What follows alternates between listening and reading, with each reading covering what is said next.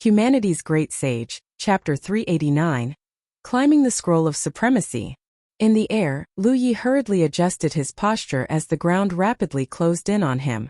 In the end, he was able to hit the ground on one knee. "Oh my!" someone exclaimed in surprise.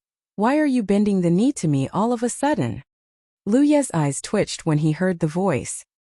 He looked up and saw Wuxia beaming at him. "Cut the jokes and give me a hand already. I can't stand up on my own." A while later, Wuxia had deposited Lu Yi on his bed on the third floor. He was sound asleep by the time she began treating his wounds. He had fought with almost no pause for several days straight. He was beyond tired. Their wooden building had become a true shelter. Outside, there was nowhere he could go without being hunted down by the Thousand Demon Ridge. This was the only place he could truly relax and rest. Lu Yi woke up to the sound of light snoring. He also felt a slight pressure on his chest. When he opened his eyes and looked down, he saw that Amber was curled up on his chest. Lu Yi pinched the back of its neck and moved it to one side. He then sat up and just blanked out for a bit. He did not return to reality until the fragrant scent wafted in from outside. The stimulation immediately caused his stomach to gurgle. He changed into a new set of clothes and took a moment to straighten out the wrinkles. Then he walked down the stairs and exited the building. A table had been set in the courtyard. It was covered in all kinds of delicious food. There was even a makeshift stove beside the table.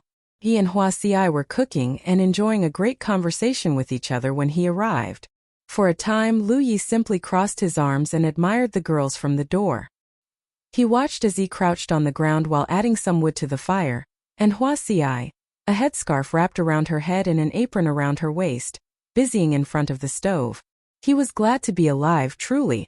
"You're finally awake, Lu Yi," Yi called out happily when she saw him. Wuxia looked back and met his eyes with a gentle smile. "You must be hungry. Sit down and eat." Lu Yi strode up to the table and grabbed a seat.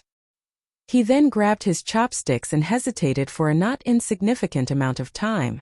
Finally, he decided to start with a plate of mushrooms first. It was because he literally did not recognize everything else on the table. All he knew was that the food must come from the myriad poison forest, and most people in the world would never be able to enjoy such delicacies unless they were unique like him or Wuxia. He raised his eyebrows when he took his first bite of the mushroom. Tasted surprisingly delicious and fresh for, well, mushrooms. And of course, the tree of glyphs in his source spiritual point gave off gray smoke immediately after he took his first bite.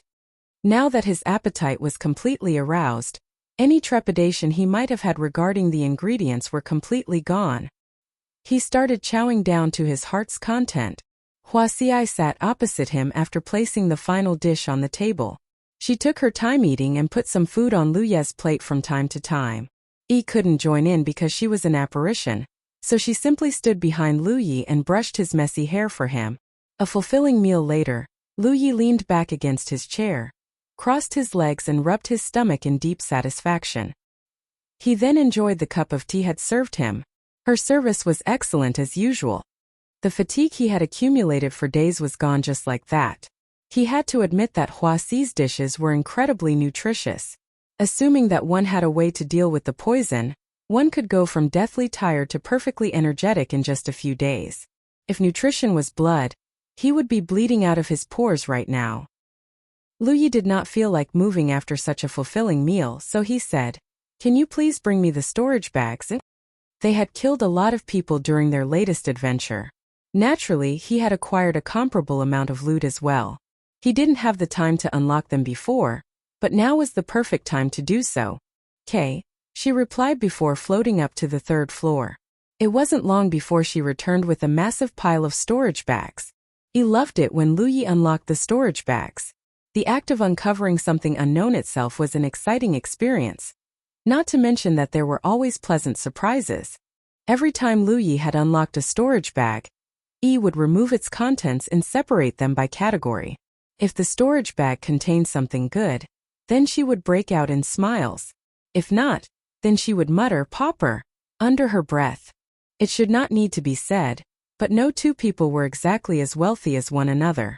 In Lu Ye's case, He basically never had to worry about cultivation resources besides his first few months of cultivation. To date, he had never ran out of spirit stones or spirit pills, and it wasn't looking to happen anytime soon. For most other cultivators though, their finances were so-so at best. Most of them were simply incapable of amassing Lu Ye's level of wealth via slaying enemies.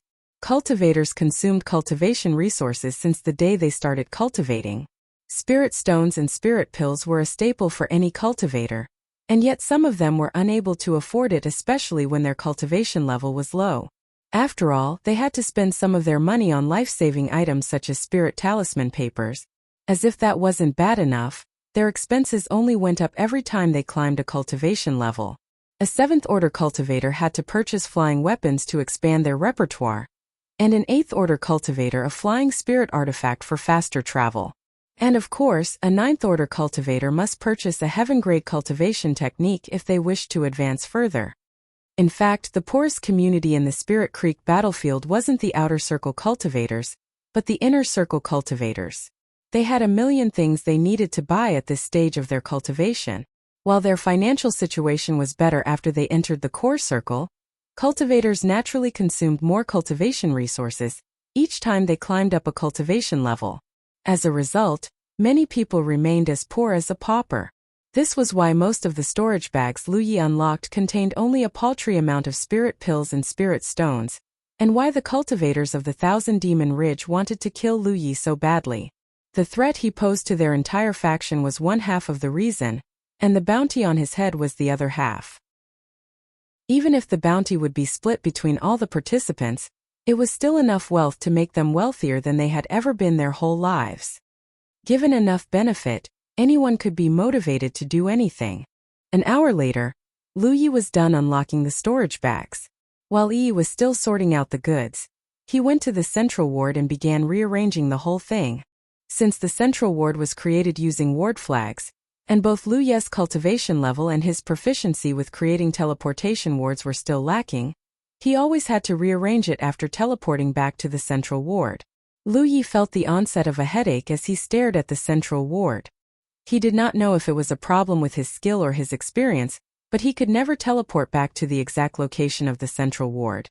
When he was still experimenting with the teleportation, he had never teleported too far away from the central ward. This time though, maybe it was because the distance between the two wards was too great. Not only did he appear nearly 150 meters away from the central ward, he had appeared in the air instead of the ground. He could survive a fall from 30 meters above the ground, but what if it was 300? 3,000? He had learned how to set up a teleportation ward as an emergency escape measure. If he had to teleport back to the central ward, it could only be because he was cornered and in poor condition. And if he was so weakened that he couldn't even control his flying spirit artifact, then the deviation was going to kill him for sure. Unfortunately, he did not have a good solution to solve this problem. For now, he could only rearrange the central ward to the best of his abilities and pray that the deviation wouldn't be as bad the next time he used it. While Lu Yi was busying himself and generally enjoying a relaxing time in the Myriad Poison Forest, the Yi Elimination Front was busy turning the place he was last discovered upside down. However, they weren't even able to find his hair, much less the man himself. Somehow Lu Yi had vanished into thin air. Back in the 3rd floor of the wooden building, Lu Yi was swallowing spirit pills to recover his spiritual power and feeding the tree of glyphs with the flame of earth and spirits he had bought from the Vault of Providence. He had bought 40 flames of earth and spirits in one go, and he wondered what kind of glyphs he would obtain this time. Right now, most of the leaves on the tree of glyphs were on fire. Forget the lifelike vermilion bird perched on the crown on the tree, Lu Yi had mastered almost 20 ordinary glyphs in total. While many of them were unsuited for combat, that didn't mean they were useless by any means. At the very least, it gave him more options when fighting against his enemies. The reason he could slaughter a Heaven 9 cultivator like a chicken wasn't just because his spiritual power was sufficiently pure and vast, but also because he could apply his glyphs any time without being detected. The glyphs were the real reason he was as tricky as he was strong. 2 days later, Lu Yi had made a full recovery. He had even unlocked 2 spiritual points. Today, he was only dozens of spiritual points away from reaching Heaven 9. When the day came, There should be no one in the entire Spirit Creek battlefield who could threaten him anymore. He had good reason to be this confident. Perhaps the non-stop battles from several days ago had acclimatized him to a tumultuous pace of life, but he felt almost uncomfortable with how idle life had been for the past 2 days. It was at this moment his friends informed him of some unsavory rumors the Thousand Demon Ridge had been spreading in the Spirit Creek battlefield. Because the Thousand Demon Ridge was unable to locate Lu Yi, they grew impatient and started spreading some rather ugly rumors about him. For starters, they called him a coward in hopes that he would be provoked into revealing himself. Lu Yi had no plans of leaving the Myriad Poison Forest for now, so after he finished speaking with his friends via the battlefield imprint, he decided to pause his cultivation and activate his battlefield imprint. Then, he connected his mind to the Scroll of Supremacy. As a ranker, he had the right to increase his ranking on the Scroll of Supremacy. The reason he hadn't challenged it before was 1. He wasn't in the mood to do so, and 2. He wanted to obtain the best available reward. The heavens rewarded all those who climbed the Scroll of Supremacy. Specifically, it rewarded those who managed to stay on the rank list for at least a month. Since only 100 cultivators were listed on the Scroll of Supremacy, of course it was difficult to stay there for a month.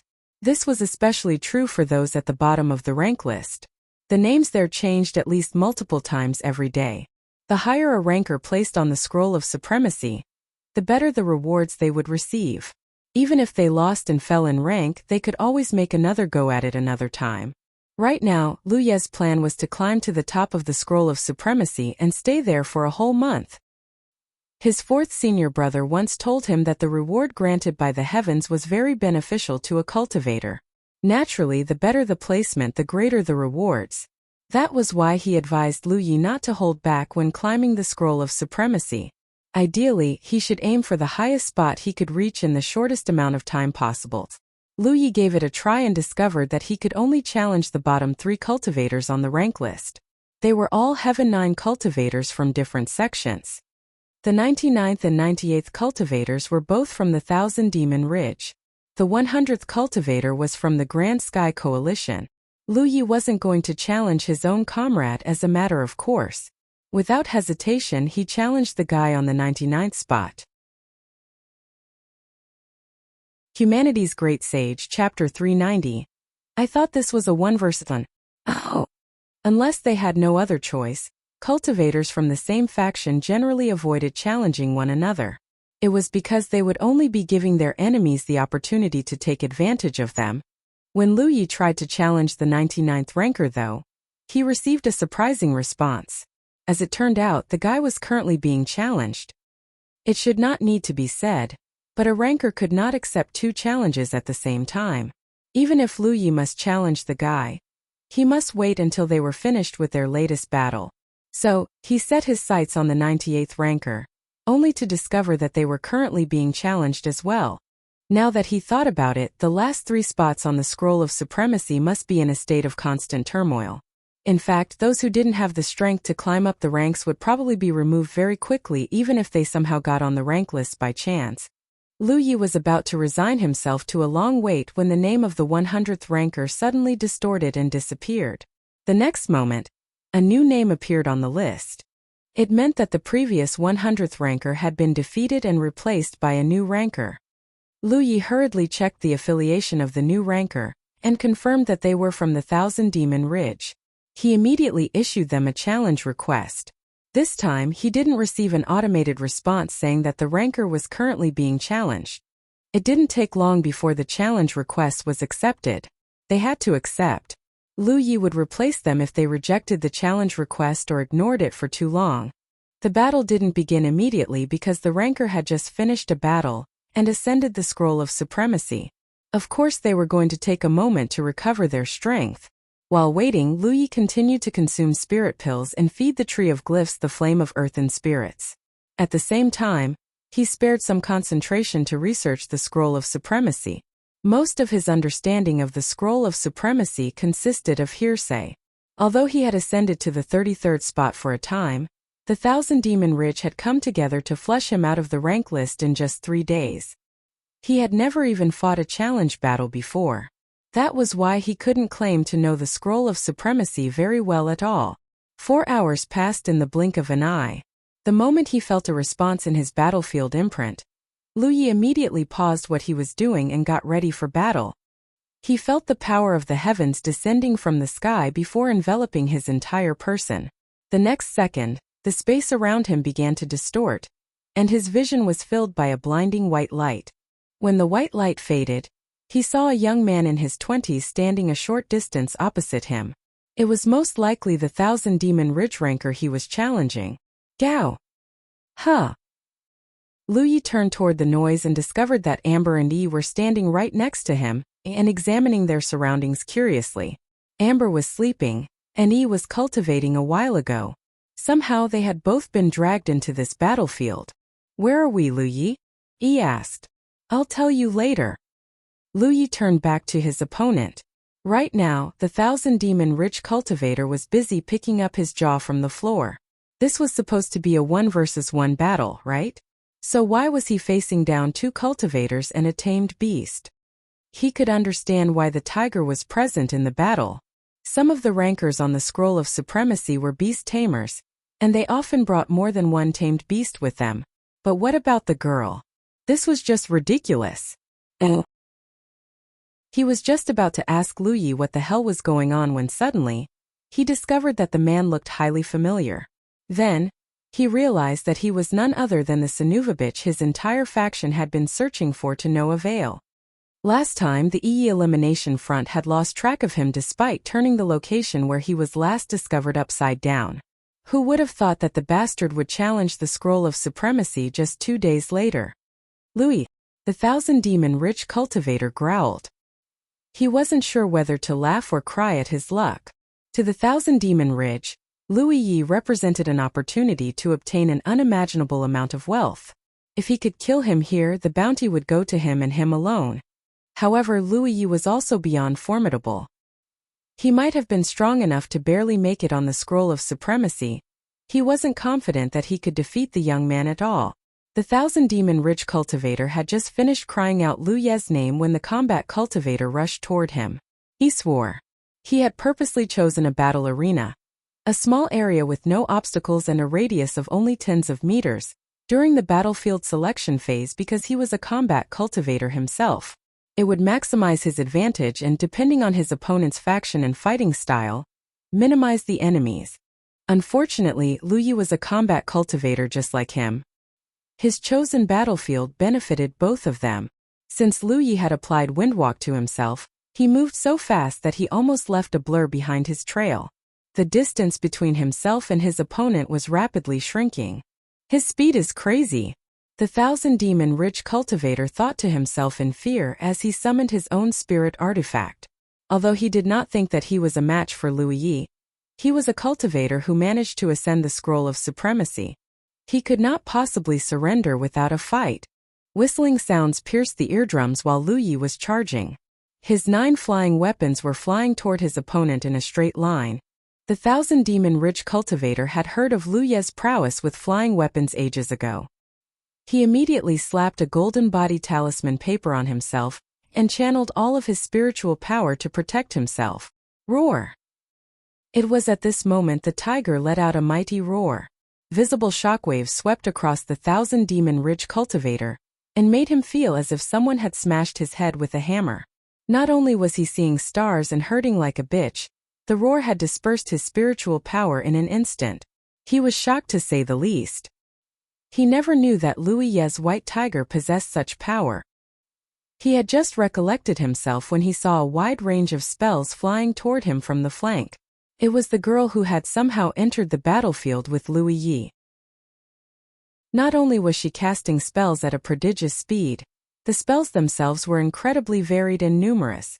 Despite the 1000-demon ridge cultivator's best efforts, he was unable to dodge all of the spells. The golden light shrouding his body faded at a visible rate. A sense of impending doom struck the combat cultivator, and he tried to yell, "I Surin." He never managed to finish the last syllable. The flying weapons pierced through his golden body talisman paper, his protective spiritual power, and even his armor like they were paper. The powerful impacts knocked him backward again and again until finally, Lu Yi reached him and unsheathed the inviolable. His head flew, and his headless corpse spewed blood like a fountain and dyed the floor red. Several meters away, Lu Yi shook off the blood on his saber before returning it to his sheath. He then shook his head in disappointment and thought to himself, too weak. He had killed many Heaven 9 cultivators since he became a Heaven 7 cultivator and entered the core circle. However, this was the first time he slew a Scroll of Supremacy ranker in direct combat. Unfortunately, it was a most unsatisfactory fight. Sure, Amber and Yi had interfered with the battle, but the level of skill his opponent had displayed still disappointed him greatly.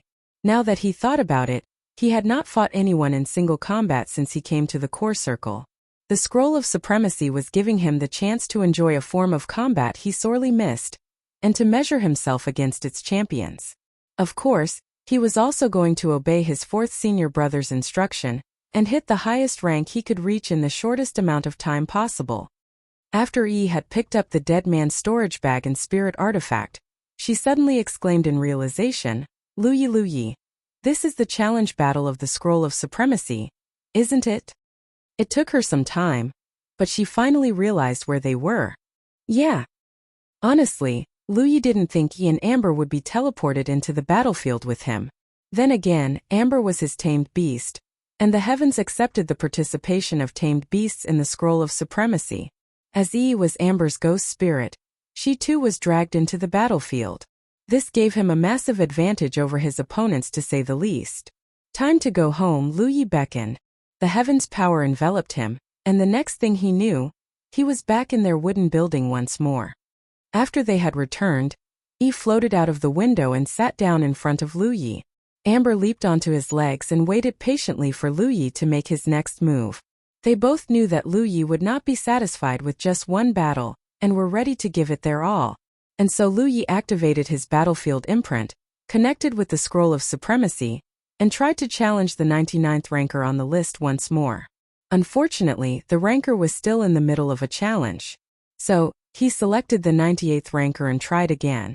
To his surprise, he succeeded. Even more surprising was the fact that his opponent hadn't left him to dry for too long. Just an hour later, he felt the heavens teleporting him to a new battlefield. His second battlefield looked almost the same as the first. It was also a small area with a radius of only tens of meters. Generally speaking, only a combat cultivator or a body-tempering cultivator would pick a battlefield like this. Ghost cultivators, spell cultivators and everyone else would have picked a wider terrain. When the white light faded, Lu Yi immediately saw a brawny cultivator opposite him. He was most likely a body-tempering cultivator. The body-tempering cultivator was currently wearing a frown on his face. It was because he thought he saw a white figure entering the ground behind Lu Yi. However, he wasn't sure if it was actually a person, or if he was just seeing things because white light always filled one's vision when the heavens teleported the combatants into the Scroll of Supremacy's exclusive battlefield.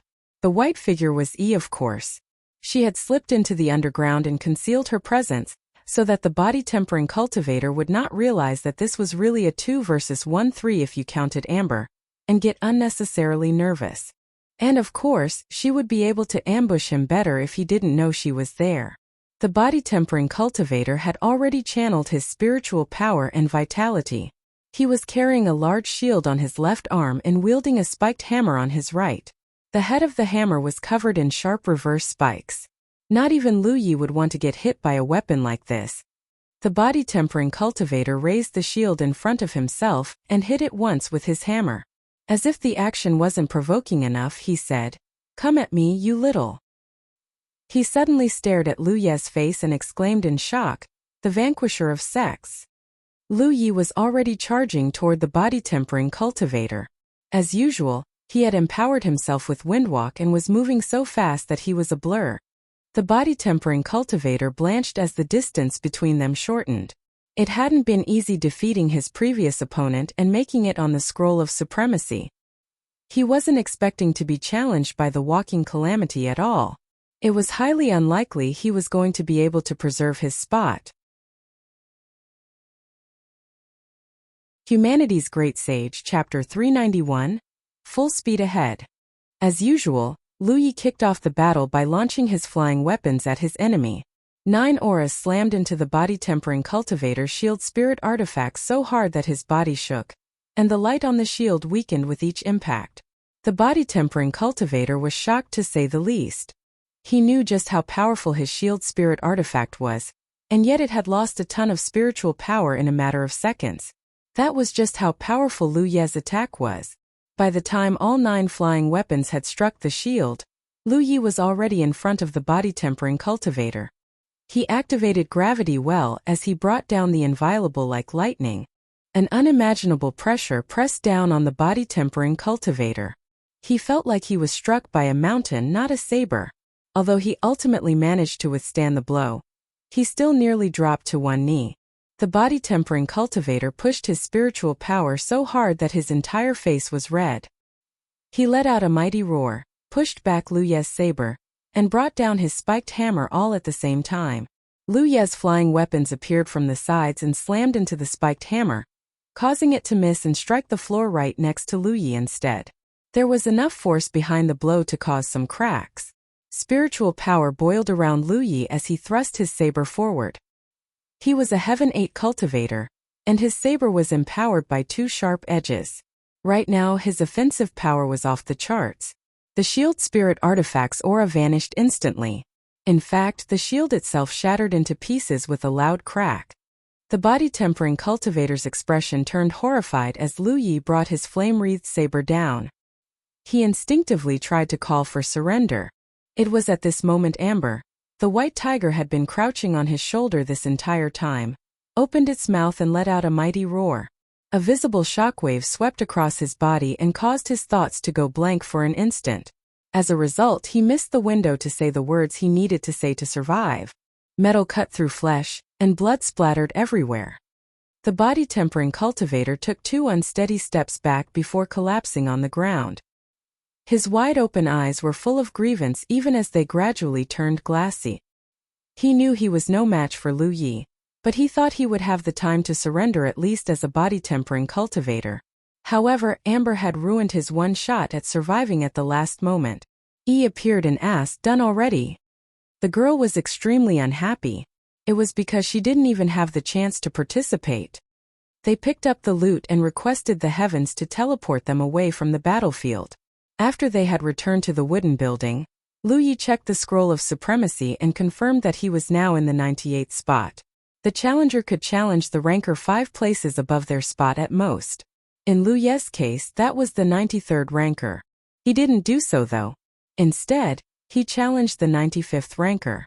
The reason he did not challenge the 96th and 97th ranker was because they belonged to the Grand Sky Coalition, of course. Since he entered the core circle, the Thousand Demon Ridge had attacked him like he had massacred their 9 generations. If he wasn't as strong as he was, he would have died a million times already. Naturally, he was quite resentful of their actions even though he understood why they had done this. Forget that he was a brash young man, even the Buddha would be provoked into violence if you pushed him too far. It was why he had chosen to break out of the myriad poison forest by force instead of stealth. For one, he needed to accumulate the contribution points necessary to buy his ward flags.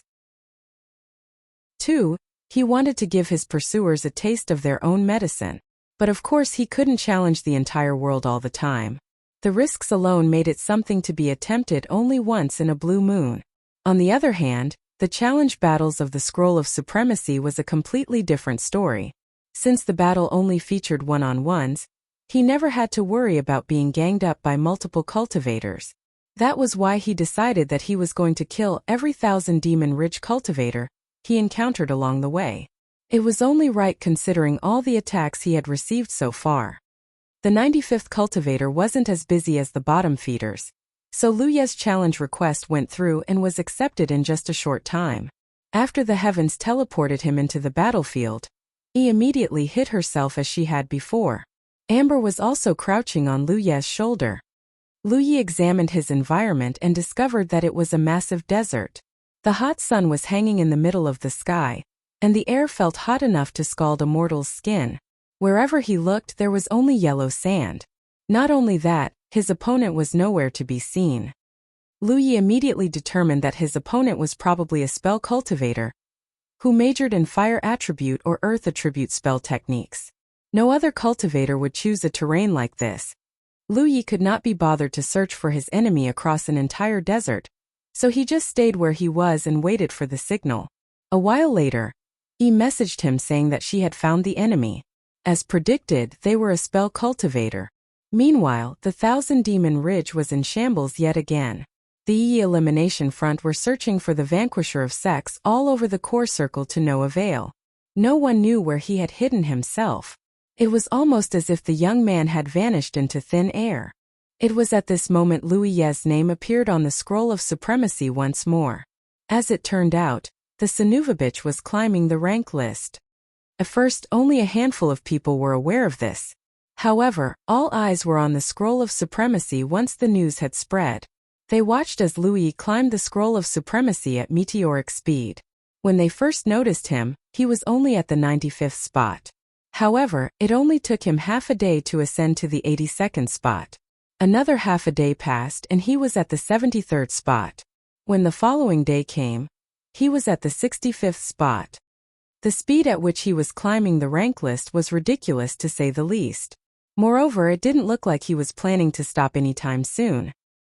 He would be climbing even faster if it wasn't for the fact that the rankers he challenged often made use of the 4-hour preparation time to the max. The waiting actually cost him far more time than the actual fights. What angered the Thousand Demon Ridge even more was that Lu Yi was challenging every Thousand Demon Ridge cultivator in his way instead of skipping them to save himself some time and energy. As if that wasn't bad enough, none of them had survived the challenges. As a result, a strange phenomenon was happening on the list. The 20 rankers behind Lu Yi all belonged to the Grand Sky Coalition. This had never happened before, as both the Thousand Demon Ridge and the Grand Sky Coalition were overflowing with talent. Usually, it was rare enough for a group of 4 or 5 rankers on the Scroll of Supremacy to all belong to the same faction, much less 20 of them. Now, Lu Yi had done something unprecedented yet again. For a time, countless Thousand Demon Ridge cultivators were angry both at Lu Yi and their own rankers. They just could not understand how these so-called future pillars of their faction would be so weak. Even if they were no match for Lu Yi, why didn't they just forfeit the battle and save their own lives? Surely they had enough sense and time to do that, right? Regardless, it was clear that Lu Yi was targeting them on purpose. He was slapping the Thousand Demon Ridge's face, so to speak. If the rank list was created by cultivators, then they would have had a million ways to manipulate it. At the very least, they could have removed it and stopped their shame from spreading further. Unfortunately, the Scroll of Supremacy was generated by the heavens, and it was impossible for mere cultivators to interfere with it in any way.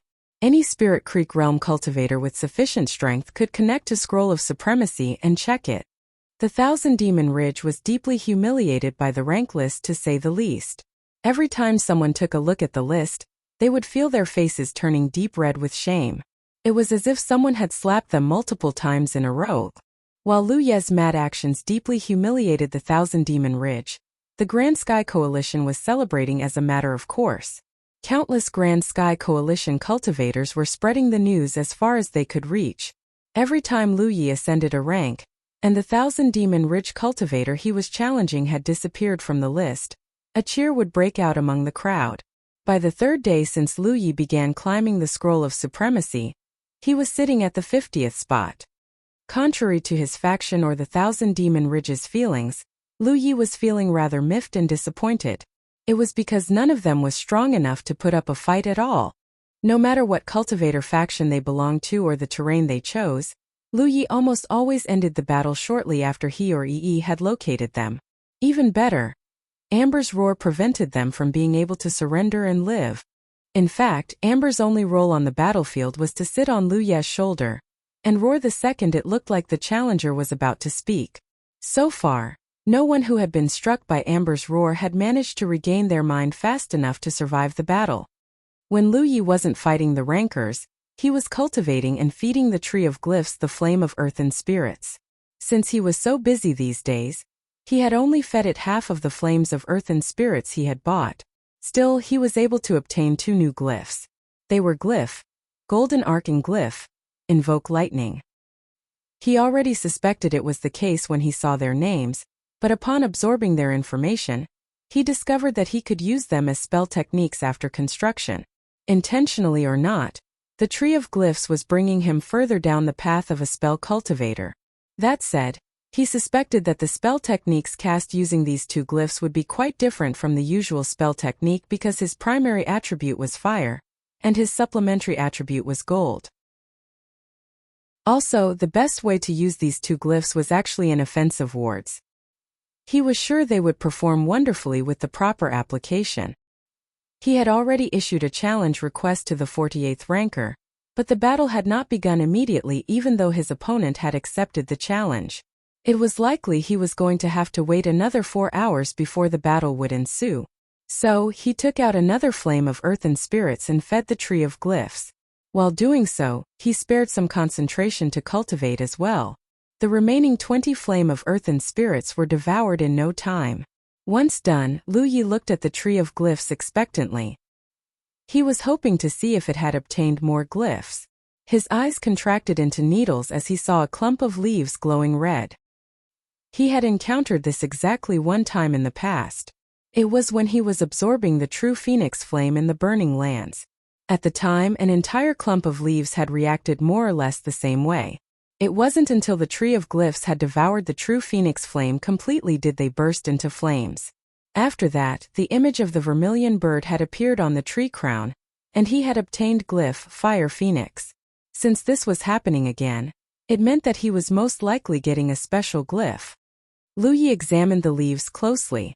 Only a dozen or so leaves were glowing red, which was nowhere as impressive as Fire Phoenix. Even so, he still looked forward to the glyph a lot. In fact, he had been hoping to receive special glyphs since Fire Phoenix because they were far more powerful than the average glyph. The arrangement of the glowing leaves on the tree of glyphs weren't random. If he wasn't mistaken, it was shaped like a pair of wings. Lu Yi immediately perked up. Could it be? It could be. It better be. Unfortunately, 20 flames of the earthen spirits weren't enough to manifest the glyph completely. He would need to feed the tree of glyphs more flames to confirm his suspicion. Humanity's Great Sage, Chapter 392. So big. Frustratingly, Lu Yi had run out of flame of earthen spirits. If he knew this would happen, he would have spent all of his contribution points when he was visiting the Divine Trade Association a few days ago. His annoyance lasted until he checked his battlefield imprint, and noted that he had a little over 2,500 contribution points left. It was enough to purchase 10 flames of earthen spirits, but not enough to unlock the special glyph. He could sell all the loot he had obtained for the past few days, but they weren't worth a lot of contribution points. Where am I going to get the flame of earthen spirits I need? He thought to himself with a frown. At the same time, in the outpost of a Tier 2 sect, a pair of Thousand Demon Ridge Heaven 9 cultivators were sitting side by side on a giant rock next to a cliff. The man was handsome and dignified, while the woman possessed the face of an angel and the body of a demon. Right now, the woman was currently nestled in the man's arms. Not only were they the legate and prolgate of their outpost, they were also rankers on the Scroll of Supremacy. The woman, by Lan, was the 48th ranker on the Scroll of Supremacy. She wore a loose robe with wide sleeves that marked her as a spell cultivator. Combat cultivators, body-tempering cultivators and ghost cultivators generally wore tight-fitting clothes, so they wouldn't be bogged down when fighting against an enemy. However, her assets were so that even the generous amount of fabric was unable to conceal them completely. Bailan said sweetly while holding the man's hand, "Do not worry about me, senior brother. I will choose a terrain that best fits my abilities. No matter how powerful that Louis is, he cannot possibly kill me in one strike, can he? If he is stronger than expected, then I'll just surrender the fight." The woman was unaware of this, but most of the rankers Lu Yi slew had thought the exact same thing when they accepted Lu Ye's challenge. "I'm a Heaven 9, they had thought to themselves. Even if I am no match for him, surely he can't kill me before I forfeit the match. They were wrong. Are you sure that it's Lu Yi that challenged you?" the man asked worriedly. Bailan giggled behind her palm. "He has been challenging the Scroll of Supremacy non-stop for the past few days. And he hasn't skipped a single 1,000 demon-rich cultivator above his spot. Today, he sits at the 50th spot, and the 49th ranker is a Grand Sky Coalition. Who else would challenge me if not him? That ruffian. Perhaps you should just forfeit the challenge, junior sister. If I forfeit his challenge, it will be the sect who loses face. In the future, how will our junior brothers and junior sisters be able to hold their heads high in the core circle? A scroll of supremacy elite who did not even have the courage to accept the enemy's challenge would only be known as a laughingstock no matter how powerful they were. This was before mentioning that Lu Ye's climb was watched by many divine ocean realm cultivators as well. They all thought that this was an opportunity to kill the young man. While Lu Yi had hidden himself so well that no one could find him on the Spirit Creek battlefield, this wasn't a problem if someone on the Scroll of Supremacy could kill him during the challenge battles. The bottom 50 rankers had proven to be incapable of doing the job, but that was fine. They still had the top 50 rankers. If even the top 50 rankers proved to be lacking, there were still the top 10 rankers to seal the deal. No matter how strong Lu Yi was, he could not possibly make it to the peak as a Heaven 8 cultivator, could he? Someone had to be capable of killing him. But the man wanted to say more, but Bailan had already pressed a finger to his lips. Enough. You really don't have to worry about me. A few days ago, my master gave me a high-grade spiritual artifact with excellent defensive capabilities. Although I am not able to unleash its full power at my current cultivation level, I will not be in danger no matter what happens. The guy looked at the single tear-shaped earring hanging on her ear. He exclaimed in realization, "So that's the spiritual artifact second elder gave you." Bailan's lips curled into a teasing smile. Duh? Did you think it was someone else's gift? The man let out an awkward chuckle, and Bailan immediately tickled him. How dare you question my loyalty, senior brother? The man hurriedly begged for mercy. 4 hours came and went in the blink of an eye. Bailan vanished under her lover's worried gaze. The battlefield was a beautiful garden about 8 to 10 kilometers in radius. It was filled with vegetation and the fresh scent of flowers. As usual, Yi dove underground as soon as she was able, and Lu Yi examined his surroundings after his vision had recovered. He did not see anyone. Judging from the name on the Scroll of Supremacy, his opponent should be a woman. Considering how large the battlefield was, he could safely assume that she wasn't a body-tempering cultivator or a combat cultivator. As for the likelihood that she might be a medicine cultivator, that was just impossible. There were a handful of medicine cultivators among the bottom 50 rankers. They all had cultivated another cultivation faction, but that was not the case in the top 50. A cultivator's focus was limited after all. Even if they were extraordinarily talented, their secondary way was usually inferior to their primary. So, is it a spell cultivator or a ghost cultivator? Lu Yi had fought around 20 to 30 battles for the past couple days, and he had basically fought them all besides medicine cultivators. He even encountered a handful of cultivators that did not conform to the 6 factions. For most combat cultivators, body-tempering cultivators were the bane of their existence. However, Lu Yi was no ordinary combat cultivator. Not only was his physique on par or better than most Spirit Creek realm body-tempering cultivators, he could usually end a fight against his supposed bane in just 2 or 3 exchanges. As for ghost cultivators, whose frailty was a match for spell cultivators, let's just say that anyone who dared to get close to Lu Yi had been treated to the most frightening stare-down of their lives before they were sent to the afterlife. Of all the cultivation factions, ghost cultivators were Lu Ye's favorite bar none. They would walk right up to him like lambs to the slaughter because they thought he couldn't see them. Ghost cultivators were easily the easiest prey of all the cultivators he had fought.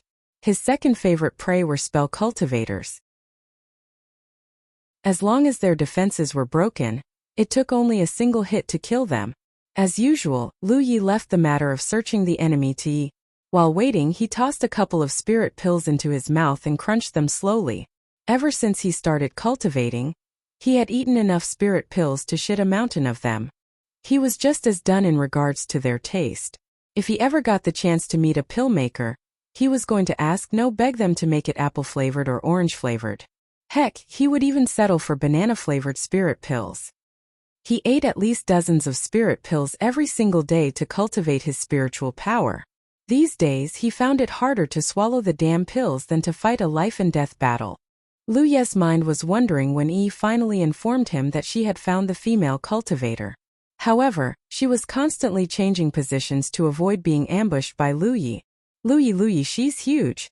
Yi sent him a weird message. Excuse me. She's even bigger than Sister Wuxia. You mean her age? No, you know what I mean. Kids should not be thinking such things. You better not show her mercy. Oh. Meanwhile, Bailan was watching her surroundings warily while on the move. She didn't dare to ride on her flying spirit artifact because everyone knew that Lu Ye's telekinesis skill was unrivaled in the entire Spirit Creek battlefield at this point. The guy was even faster than sword cultivators. She would only be committing suicide if she, a spell cultivator, dared to challenge him to an aerial battle. She kept swiveling her head from side to side while dashing from place to place. As a spell cultivator, the only chance she might defeat Lu Yi was to stay out of his range. Given enough distance, Lu Yi could be the god of combat cultivators, and he would still be blasted to pieces by her spells. Suddenly she came to a stop. It was because she saw a man directly on her path. It was almost as if he had been waiting for her to show up. Of course he was Lu Yi. Bailan's reaction was immediate and swift. Without hesitation, she cast a spell that caused ripples to appear across the space in front of her before it transformed into a fog. Then 3 fearsome beasts composed of pure spiritual power emerged from within the fog and pounced toward Lu Yi from 3 different directions. She raised a finger next and summoned a massive disc made of spiritual power above her head. Symbols could be seen spinning within the disc as arrows made of water rained down on Lu Yi. Lu Yi raised a curious eyebrow. Now we're talking. I should have known that the top 50 rankers would be a cut above the bottom 50s. Her spell-casting speed and strength are the strongest I've seen yet. Of the 5 attributes, water attribute spell techniques were generally weaker in terms of power. However, the water spells Bailan was casting did not have such a problem. They were just as powerful as an identical spell with a different attribute. Lu Ye's weapon holder shook slightly as 9 flying weapons cut across the air. He split them into 3 groups of 3 to handle the 3 beasts. At the same time, he unsheathed the inviolable, channeled his spiritual power, and parried all the water arrows flying his way with unerring accuracy. Fire and water attribute spiritual power clashed against one another. It wasn't long before the space between them was covered in mist. Bailan was watching Lu Yi like a hawk. Her expression was flat, but she was shocked on the inside. She already knew that Lu Ye's mind was powerful, but to control 9 flying weapons like his own fingers and even parry her water arrows perfectly? That was beyond what she thought was possible at the Spirit Creek realm level. Not only did her attacks fail to pressure her opponent, he was saying with his actions that they weren't even enough to force him to adopt evasive maneuvers. At that moment, Bailan was jealous of Lu Yi. Every spell cultivator wanted to have a strong mind because it meant that their control would improve, and their spells would grow stronger. They would even undergo special training to strengthen their mind. Lu Yi was a combat cultivator, but for some reason his mind was far, far stronger than a spell cultivator's. How could she not be jealous of him?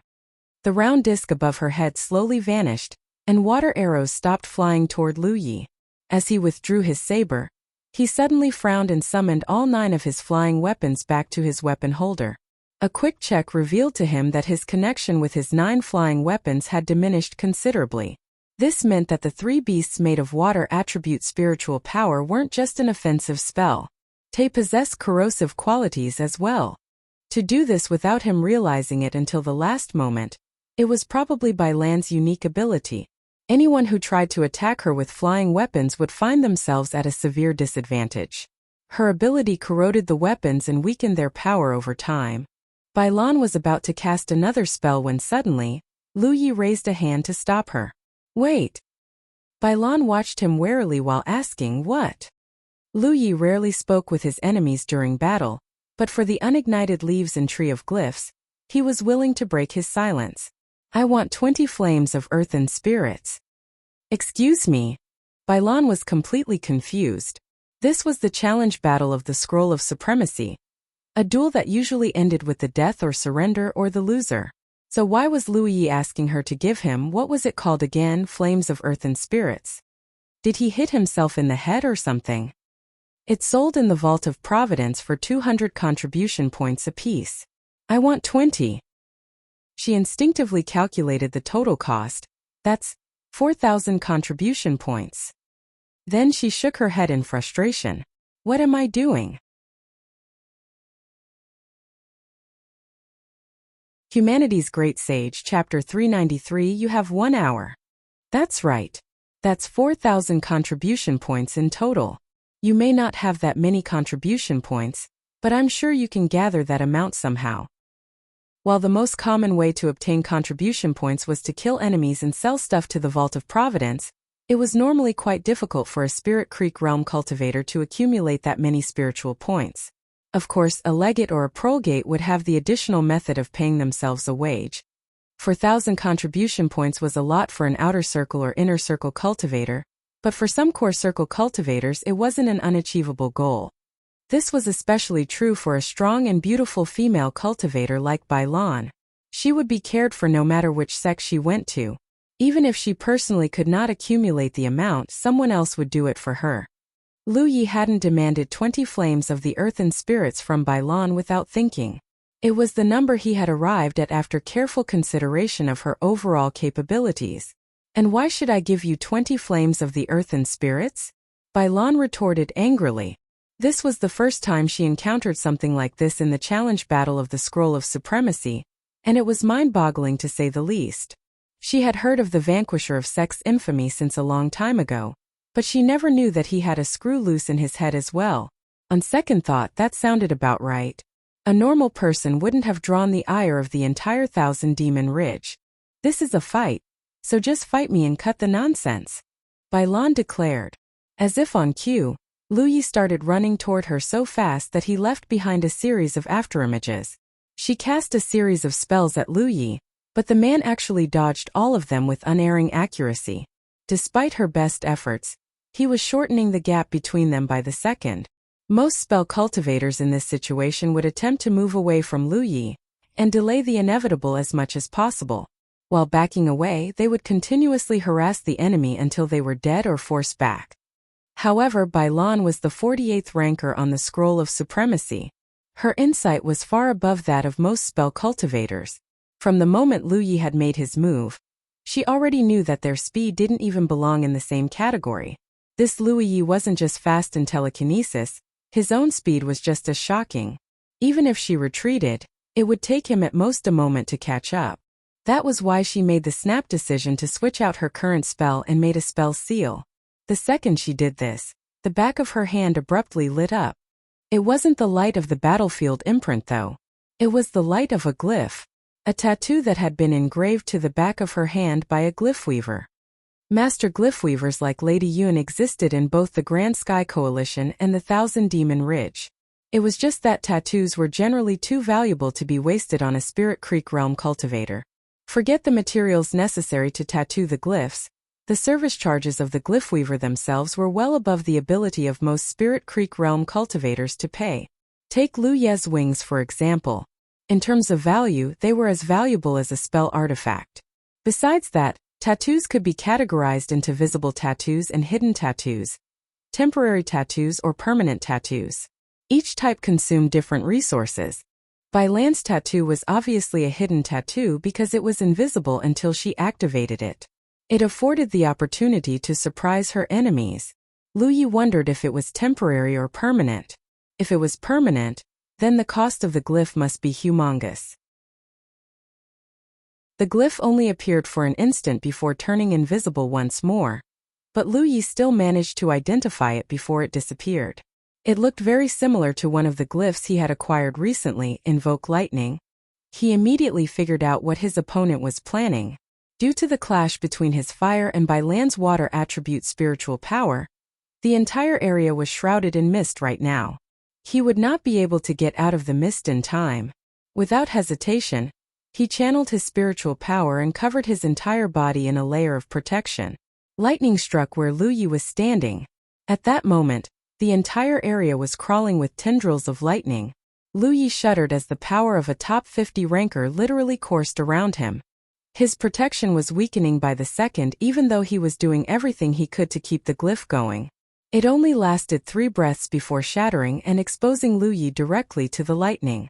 There were only a handful of Spirit Creek Realm cultivators who might survive such power. That was when Bailan saw Lu Yi rushing out of the lightning-covered area with a face that was covered in black soot. He even spat out a puff of black smoke as he continued running toward Bailan. Bailan was shocked to say the least, but she did not stop casting her spells. A lifelike, snarling water dragon emerged into existence and pounced straight toward Lu Yi. At the same time, the spell cultivator dashed to the back. She had no choice. Even her greatest trump card had failed to stop Lu Yi in his tracks. If she remained where she was, she might still win, but Lu Yi was fast enough to take her down with him. The flame-wreathed inviolable swung down on the water dragon. His momentum stalled temporarily when his blade clashed against the spell technique, but a single gravity well was all it took to resume it and slice through the water dragon like it was nothing. After that, he appeared in front of Bailan in an instant and brought down his saber mercilessly. Bailan's expression turned fearful in an instant. She hurriedly touched the tear-like earring on her earlobe and summoned what looked like a shield. Killing Bailan was never in the plans. After all, he was hoping that she would deliver him the flames of earthen spirits he needed. When he saw the shield though, he did not hesitate to empower the inviolable with 2 sharp edges. The one strike sent Bailan sailing across the air like a sack of rice. Her defense didn't break, and she wasn't hurt in any way. The earring was a high-grade spirit artifact after all. Even if she wasn't strong enough to channel its full power, it was enough to keep her from dying. However, the one strike had diminished much of its aura. Moreover, it couldn't prevent her from being blown away by the impact. Bailan was just climbing back to her feet when she felt a tremendous force hitting her again and throwing her to the distance. Plus, once she lost her ranking and dropped beneath him, he would not be able to issue another challenge request.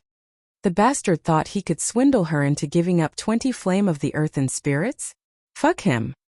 You are so smart, senior brother. Bailan finally broke into a smile and wiped away her tears. She felt so much better knowing that Lu Yi couldn't threaten her anymore. Back in Myriad Poison Forest, Lu Yi was consuming his spirit pills and cultivating as usual. Or so he would like to say, if not for the fact that Ian Wuxia were sitting opposite him and staring at him with emotionless eyes. If the two of you have something to say, then say it. Lu Yi was feeling uncomfortable to say the least. Wuxia started in a mocking tone. I never would have guessed that the vanquisher of sex is a protector of womankind. Don't you agree, Yi? Yi corrected her. He doesn't protect all women, Sister Wuxia. Only those who are big enough to catch his attention. Really? How big are we talking about here? At least bigger than you, Sister Wuxia.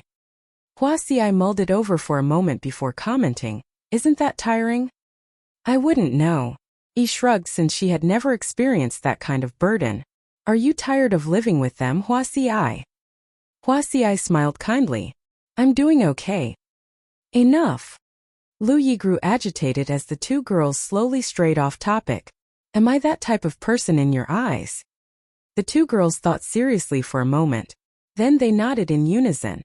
Yi said, since the day we departed Green Cloud Mountain, I already noticed that you love reasoning with female cultivators with big boobs.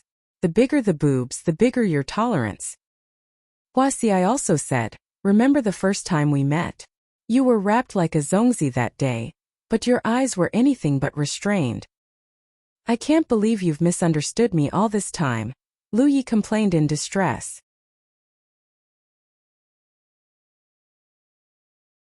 Humanity's Great Sage, Chapter 394. Ultimatum. Unable to withstand the accusations anymore, Lu Yi chased both Yi and Wuxia out of his room. After checking the scroll of supremacy and pondering for a bit, he submerged his mind into the battlefield imprint, sought Yu Lianzhou's imprint, and sent him a message. Fellow cultivator Yu. Do you know anyone from the bottom 50 of the scroll of supremacy? Yu Lianzhou quickly responded, I do. In fact, there are only a handful of people who are complete strangers to me. Why are you asking? If it's not too much trouble, I would like to ask you to pass along a message. Lu Yi explained to Yu Lianzhou what he wanted. Although Yu Lianzhou didn't know why Lu Yi wanted to do this, he still replied without hesitation, "Just leave it to me." He alone wouldn't be enough to coerce Bai Lan into giving him what he wanted. He would need the others' cooperation to ensure that it was a success. After he ended the messaging with Yu Lianzhou, he immediately connected to the Scroll of Supremacy and challenged Bai Lan once more. The Scroll of Supremacy didn't have too many rules. For one, it didn't stop Lu Yi from challenging Bai Lan again, even though he had just surrendered the match a while ago. On the rock, Bai Lan was telling her senior brother everything she had learned from her battle against Lu Yi. Not only was he a ranker, he was placed higher than her. It was only a matter of time before he was challenged by Lu Yi, so she didn't hesitate to share everything she knew with him. Suddenly, Bai Lan felt something from her battlefield imprint. When she looked and noticed who it was, she immediately grew unhappy. "Lu Yi just challenged me. He said I have an hour, but only a tea time has passed since he challenged me. I knew that bastard's an untrustworthy liar." "Just ignore him," the man said with a smile. "Yeah, I just rejected the challenge request." Bai Lan relaxed into her senior brother's embrace. With this, she was now the 50th ranker on the Scroll of Supremacy, and Lu Yi the 48th. She would not need to worry about being challenged by him anymore. She was just thinking this when suddenly the 48th and 53rd names suddenly switched places. This meant that Lu Yi was now the 53rd ranker, and the 53rd ranker the 48th ranker. Bai Lan's smile slowly turned stiff. This was not good. "Senior brother." There was a tremor in her voice when she called out his name. The fact that the switch had happened so quickly meant that the Grand Sky Coalition cultivator on the 53rd place had issued Lu Yi a challenge request, and Lu Yi had rejected it. Since rejection equaled surrender, their placements were switched with one another. It was true Lu Yi could not challenge her as the 48th ranker, but now that he had fallen to the 53rd spot, he suddenly had the right to challenge her again. Her senior brother was obviously watching the Scroll of Supremacy as well. He immediately recognized the severity of the situation. "Did he challenge you again?" Yeah, Bai Lan really felt like crying out. At first, she thought that she would be free of Lu Yi as long as she ranked behind him. Who would have thought that he would do such a thing? It was clear what the bastard was thinking now. He would rather lose his placement than let her go without claiming the items he demanded. He was as persistent as a maggot in one's bones. After Bai Lan rejected the challenge request a second time, she dropped to the 53rd spot, and Lu Yi ascended to the 50th. However, Lu Yi quickly dropped to the 55th spot after rejecting a challenge by the former 55th ranker. The two disciples weren't the only ones who were paying attention to the Scroll of Supremacy. Countless people from both the Grand Sky Coalition and Thousand Demon Ridge were watching the rank list.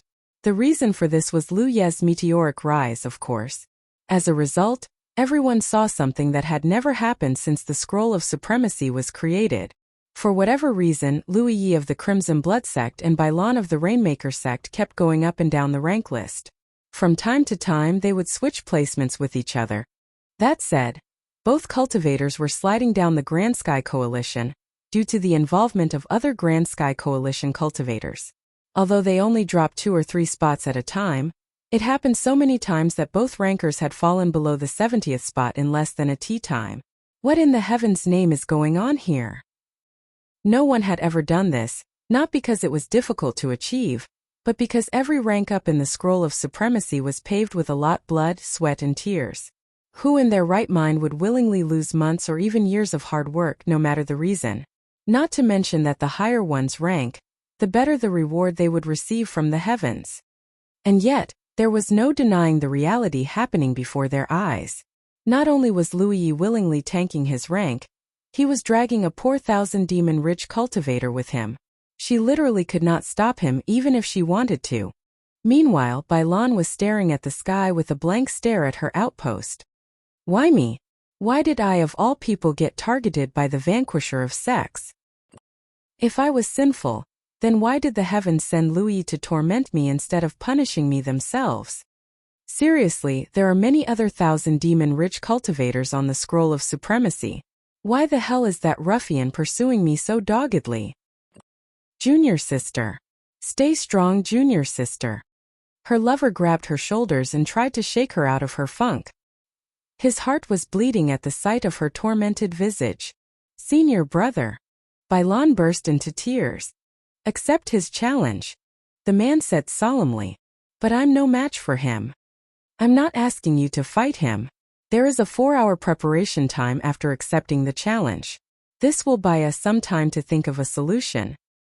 In his room, Lu Yi raised his eyebrows when he noticed that Bailan had accepted his challenge. Did she finally notice that it was better to accept the challenge request than reject it outright? She was probably trying to buy some time, but it wouldn't change anything. He opened a book, tossed a spirit pill into his mouth, and resumed his daily tasks as usual.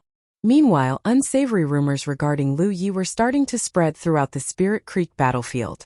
Some said that Lu Yi was a Sanuva bitch who enjoyed tormenting womenfolk. Others claimed that he was a bully who only targeted the bottom 50 rankers. They challenged him to continue his climb if he was a real man. The 34,000 Demon Ridge ranker even made a public declaration saying that he was waiting for Lu Yi at the 34th spot. With his precedent, even more upper 50,000 Demon Ridge rankers publicly challenged Lu Yi to come to them and die.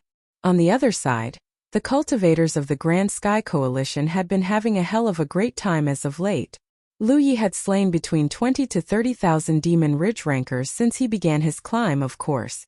They were all looking forward to him climbing higher up the rank list and killing even more 1,000 Demon Ridge rankers.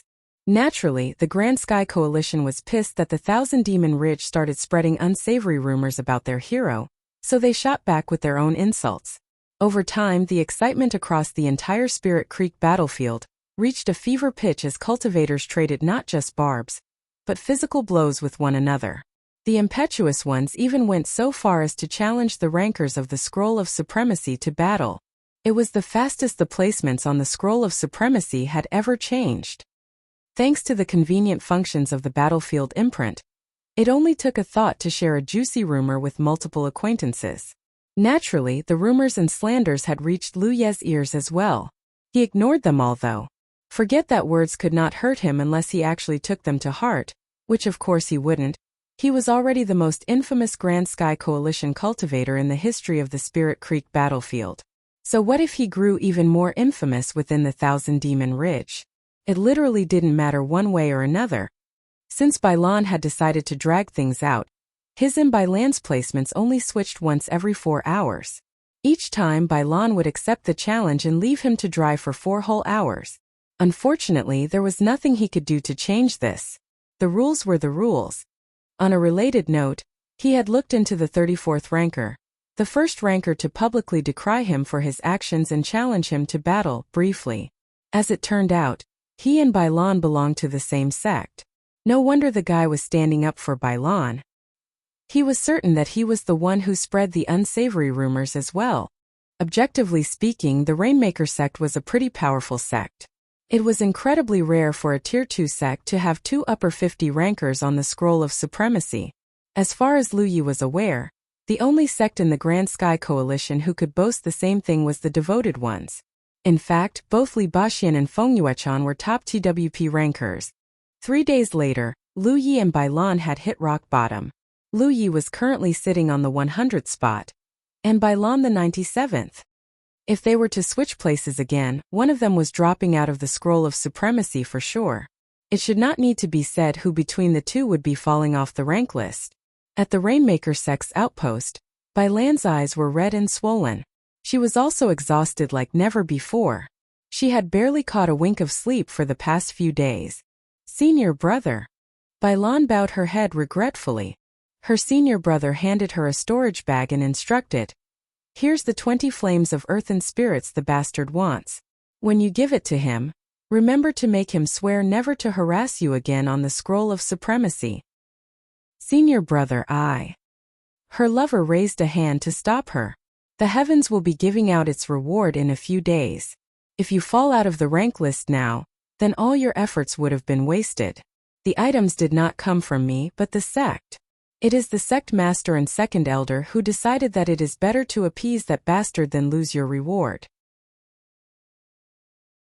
It is humiliating that we had to submit to the bastard's demands, but we can always take revenge in the future. If the rank list was of no consequence, then whatever. However, all cultivators who managed to appear on the scroll of supremacy would receive a reward from the heavens themselves. For a Spirit Creek Realm cultivator, it was a reward they could not afford to miss. Bailan was a few days away from receiving her reward.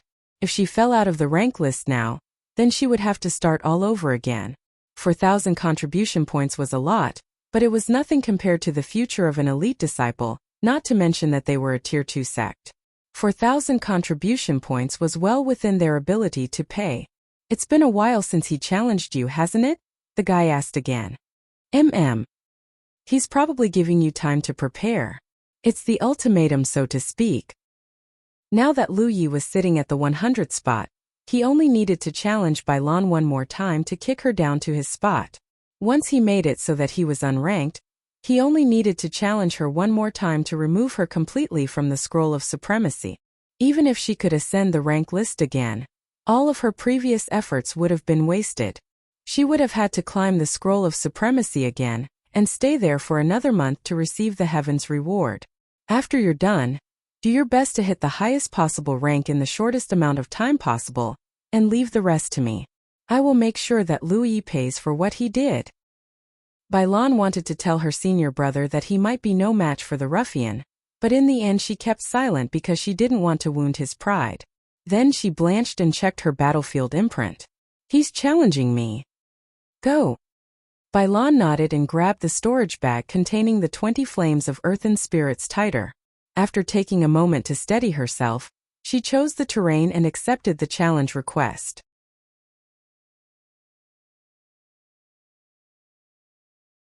Humanity's Great Sage, Chapter 395. Heaven's Damned Bully. Space distorted and vision warped. A moment later, Bailan appeared on the same field of flowers where she had fought Lu Yi. She didn't try to hide this time. She even brought out her flying spirit artifact and took to the sky. It was a beautiful flying spirit artifact that looked like feathers. Once she was in the air, she began flying around and searching for Lu Yi. A battlefield that was 8 to 10 kilometers in radius was neither too big nor too small. It was big enough that searching for someone on foot would be a hassle, but not the air. Lu Yi. Bailan wanted to yell out the ruffian's name to prove to him and herself that she wasn't afraid of him, and yet her voice came out far smaller than she thought it would be. It was as if the 3 words carried an unbelievable amount of trauma. The second she said this, a ray of aura flew into the sky. Shocked, Bailan hurriedly activated her earring and surrounded herself in a powerful layer of shielding. Only then did she feel just a tiny bit safer. Lu Yi did not attack Bailan. Instead, he floated nearly 100 meters away from her and watched her calmly. His right hand was gripping the inviolable. From the moment Bailan accepted his challenge request and entered the battlefield, he knew that his plan had probably borne fruit. She would never have done so if she hadn't prepared the 20 flames of earth and spirit he demanded. He was happy with how smoothly things had gone. If Bailan's spine turned out to be sterner than expected, he was just going to seek out another prey and redo the whole thing. There were plenty of thousand demon-rich cultivators on the scroll of supremacy. One of them had to cave to his demands eventually. It would waste a lot of time though, and he was glad he didn't have to do that. Stay where you are. I'm warning you. If you take even another step closer, then I'm going to yell out those 2 words. In the sky, Bailan yelled out the most cowardly threat Lu Yi had ever heard in his life. They both knew exactly which 2 words she was referring to. On the ground, Yi was preparing to intercept Bailan when she heard the woman's threat. She could not help but press a hand to her forehead. Just how much had she suffered in the past few days to say something like that upon meeting Lu Yi? In the sky, Lu Ye's gaze lingered on Bailan's storage bag for a moment. He then stretched out his hand and made a beckoning gesture. The items you want are in this storage bag, and I can give them to you. But Bailan watched Lu Yi like a rabbit eyeing a hungry wolf. You must swear that you will never harass me again on the scroll of supremacy for no good reason. Sure. Swear it then. Lu Yi watched her expressionlessly. What are you waiting for? Just swear the heavenly oath already. Bai Lan urged. Instead of complying, Lu Yi withdrew his hand and slowly unsheathed the inviolable instead. The sound of his saber exiting its sheath might as well be the sound of death drawing breath to Bai Lan. Blanching a bit, Bai Lan warily shifted a few meters to the back while asking, "What are you doing?" "I'm not going to swear a heavenly oath. You'll just have to believe that I'm a man of my word. Of course you are free to disbelieve me. It doesn't matter to me either way." Lu Yi channeled his spiritual power into the inviolable. As fiery light erupted from the blade, he adopted an offensive stance, pointed his blade at Bai Lan, and charged as soon as he was done speaking. In that moment, Bai Lan felt like the blade was pressed right up against her throat even though he was still a good distance away, and she was protected by a high-grade spirit artifact. The next instant, she threw the storage bag in his direction while screaming, "Fine! Just take it." Oh. I've never met such a heavens-damned bully in my life. Woo! Lu Yi abruptly skidded to a halt and caught the storage bag. After opening it and confirming that it indeed contained 20 flames of earth and spirits in total, he nodded in satisfaction and looked back at the woman. "Do you need me to send you off or what?" He said this because the woman was still lingering for some reason. Bai Lan complained with a sob, "You've gotten what you wanted. Can't you surrender this battle at least?" Bai Lan did not want to drop to the 100th spot if at all possible. Although the 97th spot was only 3 spots away from the 100th, everyone knew that the bottom 3 spots were the absolute worst spots of the entire Scroll of Supremacy. After all, those were the 3 spots where the countless unranked powerful enough to challenge the Scroll of Supremacy must start with. Barring the time he killed the 33rd ranker and took over his position outright, even Lu Yi had to begin from the bottom. Generally speaking, those who weren't strong enough to make it past the bottom 3 spots would cave under the non-stop challenge requests and be flushed out by the competition eventually. On the other hand, the 97th ranker did not have to worry about this. Lu Yi understood her thoughts at once. As the saying went, the customer is king. Since Bai Lan had given him 4,000 contribution points worth of flames of earth and spirits, he saw no problem with fulfilling this request of hers. Lu Yi fancied himself as a reasonable person, but only when the other person was also reasonable, of course. "I surrender." With that, he disappeared from the battlefield and reappeared in his room. Yi and Amber appeared beside him as well. Without further ado, Lu Yi took out a flame of earth and spirits and prepared to feed it to the tree of glyphs. He wondered if 20 was enough to ignite the remaining leaves and unlock the special glyph. Right before he could do this though, he felt something from his battlefield imprint. Someone had issued him a challenge request. Meanwhile, the EE Elimination Front was sending out messages and commanding all those qualified to challenge Lu Yi to do just that. The plan was to stop him from continuing his ascent and hopefully tire him enough that he was eventually booted out completely. The idea had been brought up by none other than the leader of the EE Elimination Front, Shiguang, and strongly supported by countless thousand Demon Ridge cultivators. Lu Yi was just too vile. Previously, he had killed every 1,000 Demon Ridge cultivator before they could even surrender. As a result, they had next to zero information regarding his latest fighting style, quirks, behaviors and so on. Normally, the loser would have the time to call for surrender and save themselves unless the power gap was so huge that the winner had ended their lives in an instant.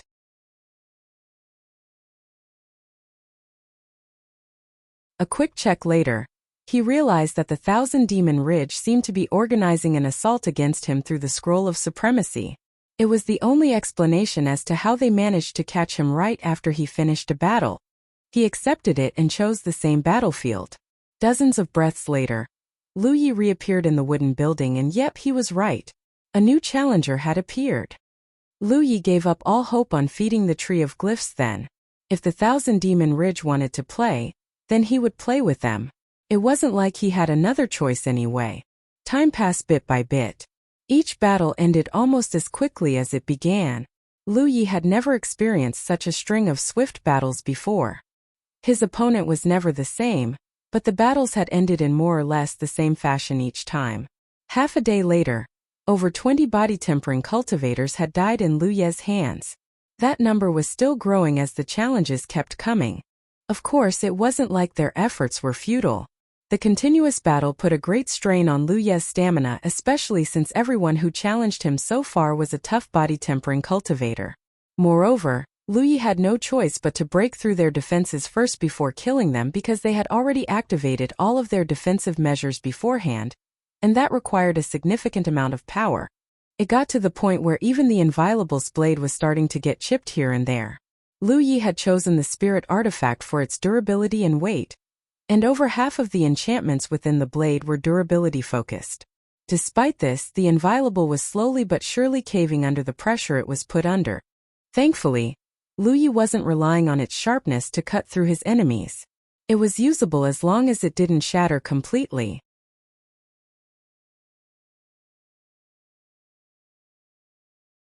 Humanity's Great Sage. Chapter 396 Soar. Lu Ye was standing on a high ground of the battlefield, holding the Inviolable with one hand and throwing spirit pills into his mouth with the other. He only chewed them a few times before swallowing them all to recover his spiritual power. Then he took out a large chunk of superior quality wasp honey and shoved it down his throat as well. The wasp honey he brought out of the Misty Mountains restored not just his spiritual power, but his stamina as well. It was perfect for his current situation. A fierce battle was happening in the arena beneath him. The combatants were Yi and Amber versus a Heaven 9 body-tempering cultivator. After half a day of non-stop fighting, Lu Ye finally decided that he needed to catch some rest. That was why he decided to leave Yi and Amber to it. Yi hadn't participated in the duels until that point. Naturally, she had been itching to have a go. Yi alone would have had a hard time defeating a Heaven 9 cultivator, but it was a different story with Amber's aid. Since Yi was connected to the tiger in both spirit and mind, their rapport and teamwork were more or less perfect. Amber's job was to keep the enemy's attention on him, and Yi's job was to cast spells and attack the enemy. Even if they weren't able to defeat the enemy immediately, the body-tempering cultivator didn't have the chance to surrender. It was because Amber would roar at him the second he opened his mouth. Amber's roar itself was some sort of natural divine power that targeted the mind and the divine soul, and he had absorbed a ton of soul mist during their stay at the lost city of Shenyuan. As a result, his roar was growing more and more powerful. So far, they hadn't encountered a single Spirit Creek Realm cultivator who was capable of withstanding its roar. Meanwhile, the body-tempering cultivator was wishing that he had never joined the Yi elimination front. He was unable to defeat his opponent, but he couldn't even surrender either. Lu Yi was watching from the sidelines like a hawk as well. He was pretty sure he was going to die here. This wasn't fair.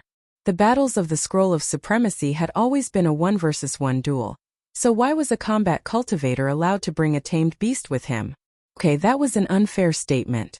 Cultivators brought tamed beasts into the battlefield all the time. But what about the female spell cultivator he was fighting? Surely she didn't count as a tamed beast, right? In any case, what should have been a 1 versus 1 battle had turned into a 1 versus 3 battle. No wonder his comrades were unable to defeat Lu Yi. The combat cultivator himself was formidable enough, but he also had numbers on his side. They never had a chance. He was furious, but there was nothing he could do to change his fate. He couldn't even inform his comrades about Lu Yi's bullshit. This was a separate space from the Spirit Creek battlefield in Zhozhou after all. He was unable to contact anyone from here. The battle lasted an entire hour before the body-tempering cultivator finally collapsed on the ground. His entire body was covered in wounds and bruises caused by Yi's spells. It was a most pitiful sight. He let out a cheer and picked up the loot. She held out the storage bag in front of Lu Yi like she was asking for praise and chirped, "I won." Lu Yi rubbed her head affectionately before accepting the storage bag. "You did well. Would you like to fight the next match?" "Yeah," Yi said determinedly. She rarely had a chance to refine her own combat skills and techniques, because Lu Ye's enemies would rather swarm him with massive numbers than attack him one by one. This was the perfect opportunity for her to do just that. Of course, this was only possible because she was working together with Amber. She wasn't strong enough to defeat the Heaven 9 cultivators by herself. The next challenge came the second they returned to the wooden building. Lu Yi accepted it and waited for an hour for Yi and Amber to recover before re-entering the battlefield. The oddity was immediately caught by the Yi elimination front. Since they began challenging Lu Yi, the young man had accepted the challenges at first notice and ended most matches in just dozens of breaths. However, the previous battle lasted an entire hour long, and he waited at least an hour before accepting the next challenge request. What did this mean? It meant that Lu Yi was so spent that he was no longer at peak form. That was why he had taken an hour break later to recover his strength. This discovery gave the Yi elimination front hope. The end was finally in sight. Another hour passed and the battle ended. As if on cue, Lu Yi received another challenge request. This continued for a couple more fights until Yi was completely exhausted, and even Amber was looking a little shriveled. "That's it for me, Lu Yi. It's your turn now," said Yi before returning to Amber's body to rest. In the wooden building, Lu Yi fed Amber some spirit pills before accepting the challenge request from a cultivator whose name he did not and could not care to learn about. When he entered the battlefield, though, he was surprised to find that his challenger this time wasn't a body-tempering cultivator, but a combat cultivator. Did I kill off so many body-tempering cultivators that they had to send their combat cultivators or something? On the other side, the Thousand Demon Ridge combat cultivator blanched when he saw Lu Yi charging at him at high speed. Not only did he look perfectly unharmed, he looked energetic enough to fight them for days. The Yi elimination front had sent him in because they thought he was on his last legs, but they were dead wrong. A moment later, the cultivators of the Yi elimination front were completely stupefied. Lu Yi had suddenly picked up his pace once more and slain every enemy in just dozens of breaths. Since no one had survived the challenge, they didn't even know what the hell was going on inside. It was like someone had poured a bucket of ice water over the candle flame that was their hope. Over half a day later, Lu Yi received no more challenge requests after a long wait. The reason was simple. The Thousand Demon Ridge had chickened out. For the past 2 days, the Yi elimination front had lost over 100 Heaven 9 cultivators to Lu Yi. Not only that, over half of their casualties were body-tempering cultivators. It should be impossible for any one cultivator to fight over 100 cultivators in a row and win, and yet Lu Yi had done the impossible. It did not look like they would win even if they sent another 100 cultivators either. To continue with the operation would just be a waste of good talent and lives. It was at this moment the Yi elimination front finally realized that the operation itself was pretty pointless. Even if they were successful in kicking Lu Yi out of the Scroll of Supremacy, what did it matter? It wasn't like he was dead. He could just challenge the rank list again another time. The realization made the 100 or so lives they had lost to Lu Yi feel even more painful. Lu Yi was currently sitting at the absolute bottom of the Scroll of Supremacy, and yet it felt like he was the real number 1 of the rank list. Lu Yi did not rush to climb the Scroll of Supremacy. Instead, he took out his 20 flames of earth and spirits. He had to postpone this for 2 days because of the Thousand Demon Ridge's nonsense. Finally, he had the time to resume his work. Lu Yi activated the Tree of Glyphs and fed it the flames of earth and spirits. He watched nervously as he calculated the number of leaves that were ignited each time he fed the Tree of Glyphs. 18 flames of earth and spirits later, the glowing leaves were finally all ignited. The tension immediately left Lu Yi's shoulders. He fed the remaining 2 flames of earth and spirits to the Tree of Glyphs before he finally concentrated on the burning leaves. Boom! His head shook, and he nearly blacked out from the sudden impact. It almost felt like his soul was departing his body. The next moment, a massive complex packet of information was shoved into his brain with zero regard for his well-being. Lu Yi's face turned as white as a sheet as the pain hit him. Unfortunately, he did not pass out this time. Maybe it was because he had experienced far worse when absorbing Fire Phoenix, or maybe it was because his divine soul was strong enough to withstand the shock. In any case, the impact wasn't hard enough to knock him out, even though Lu Yi wished it was. He wouldn't have to endure this unbearable pain if it was. A long time later, he finally recovered enough to shake his head slightly. It felt like his brain had liquefied inside his skull, and would leak out of his ears at any moment. If someone were to challenge him right now, then he would be hard-pressed to win without Amber and Yi's aid. Of course, that wasn't going to happen. He had killed enough people to scare the Thousand Demon Ridge for the next couple days at least. Lu Yi closed his eyes as he digested the massive and complex packet of information inside his head. A moment later, his expression gradually morphed into joy. Having learned from his experience with Fire Phoenix, he had thought that the dozen or so leaves on the tree of glyphs looked like a pair of wings. That was why he went so far as to threaten Bai Lan into giving him 20 flames of earthen spirits. He wanted to verify his assumption as soon as possible. In fact, he was right. The new glyph he obtained, Soar, was a better version of the wings he once received from Lady Yun. Prior to the battle royal of the legates, Lady Yun had once tattooed the glyph wings into his back. The tattoo had been proven to be a great boon and a lifesaver in many situations until it finally gave out during his adventure in the Burning Lands. Lu Yi had been missing it since the day he lost it. The aching was especially deep when he was being hunted by the Thousand Demon Ridge cultivators. If he had wings during those times, he could have been faster and more agile in the air. He would not have felt as sorry as he did during the bad times. However, a tattoo consumed a lot of energy and resources even for a master glyphweaver like Lady Yun.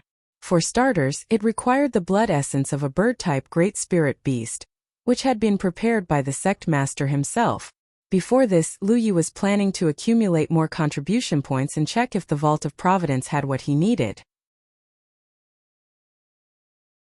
If it did, he was going to buy the blood essence and request Lady Yun to tattoo him another wings. Now that he had Soar, it was no longer necessary. Since the glyph came from the Tree of Glyphs, Lu Yi naturally had 100% mastery over it. He could activate it any time as well. It was superior to a tattoo in every way. The spiritual power cost was something he had to test though. He dashed out of the wooden building and arrived at a clearing. He then channeled his spiritual power and activated the glyph. In an instant, a pair of fiery red wings with a wingspan of 10 meters appeared on his back. A quick check later, he determined that it was more powerful than wings because it had been constructed based on his own spiritual power. On the other hand, the cost was greater as well. Lu Yi thought for a second and tried to reduce the amount of spiritual power he was pouring into the glyph. The fiery wings shrank in response to his action. The next moment he took off to the sky like a bird. He did not leave the poisonous fog because he didn't want to risk being seen. Wherever he went, the poisonous fog swirled unnaturally because of the wing flaps. A full tea time later, he finally descended back at the wooden building and half knelt on the ground. The wings slowly shrank until it vanished completely. His tests had given him a deeper understanding of the glyph. The cost was greater than if he empowered his flying spirit artifact with Windwalk even after he shrank the wings as best he could. It was just something he had to deal with. On the other hand, it was definitely faster and more nimble than flying on a flying spirit artifact. If he had Soar when he was breaking out of the myriad poison forest that day, he could have shaken his pursuers off with far greater ease. In other words, as long as Lu Yi did not run out of spiritual power, he would never have to worry about being hunted anymore.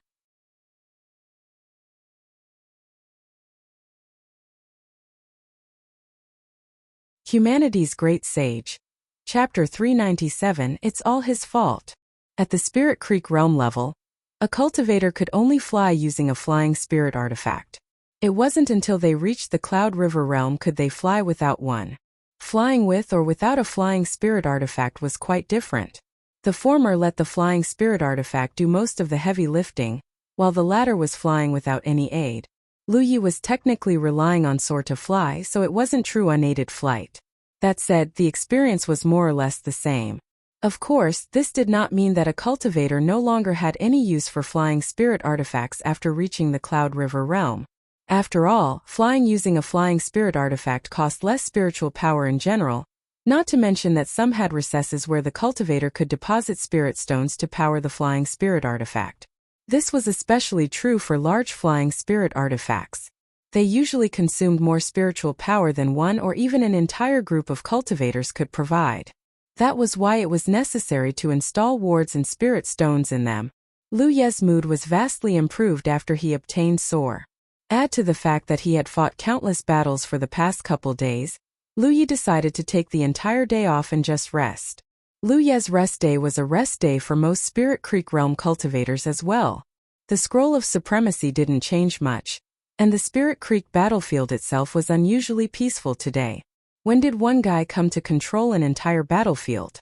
The cultivators of Thousand Demon Ridge realized sorrowfully that the Spirit Creek battlefield was actually quite peaceful when the Vanquisher of Sex wasn't causing trouble. Too bad for them, the peace would only last a single day.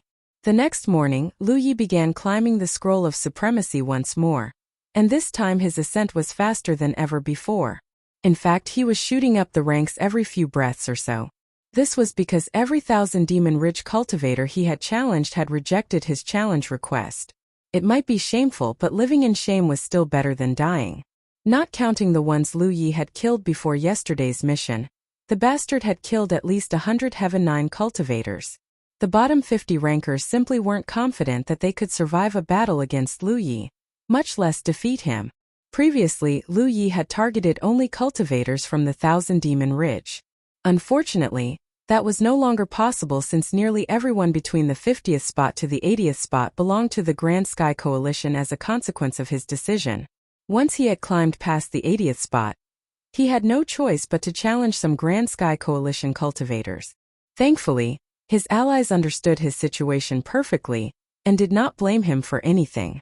In just an hour, Lu Yi had returned to the top 50 once more. No one had ever climbed the scroll of supremacy this quickly. Now that he was back, he had plenty of targets to choose from.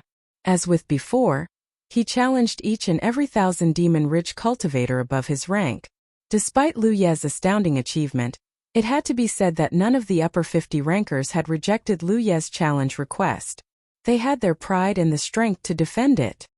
There were millions and millions of Spirit Creek realm cultivators in the entire Spirit Creek battlefield, and these people were able to surpass them all and enter the top 50. Naturally, they were incredibly powerful. Lu Yi did not attack these rankers like he had attacked Bai Lan because 1. He did not need more flames of earth and spirits for now. 2. He had accumulated plenty contribution points to buy them himself thanks to the Thousand Demon Ridge's insane attack yesterday. And 3. It would waste too much time. It had been 10 days since he began challenging the Scroll of Supremacy. He needed to reach his highest rank as soon as possible so that he could obtain the best rewards. If he tried to repeat what he did to Bai Lan, he was bound to lose more than he gained even if he was successful. And it wasn't likely to work a second time. With the right manipulation, anyone could cost him several days at least. Right now, his only goal was to climb the Scroll of Supremacy. Since he was the challenger, the right to choose the terrain went to his opponents. Even so, they were still unable to survive Lu Yi. After Lu Yi had challenged 3 upper 50 rankers and killed them all, they finally realized that the young man was even more formidable than they thought. At first, the upper 50 rankers thought that the reason Lu Yi was able to kill the bottom 50 rankers before they could even cry, "I surrender," was because they were too weak. However, that logic could not possibly apply to an upper 50 ranker. This meant that the reason his opponents hadn't surrendered was not because they didn't want to, but because they couldn't. Lu Yi was probably using some sort of strange method to stop his opponents from being able to surrender. If surrender was on the table, then the Thousand Demon Ridge cultivators did not mind accepting Lu Yi's challenge. But if death was the only outcome of defeat, then they had to seriously think things through before accepting it. Unfortunately, they never found out what this method was even after all the sacrifices they had made. In fact, only one person had ever encountered Lu Yi in the challenge battle and survived, and she was Bai Lan of the Rainmaker sect. Naturally, a lot of cultivators had sought out Bai Lan in an attempt to find out exactly what she did to escape Lu Yi's wrath.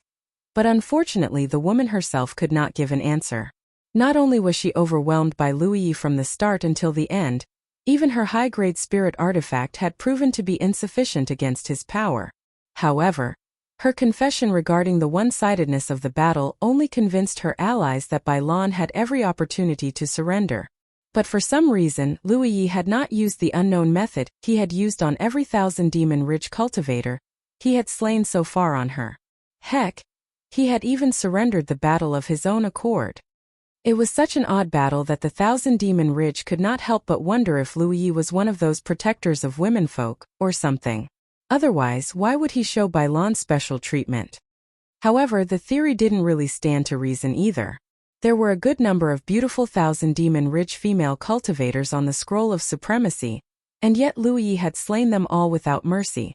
So why was Bailan able to live?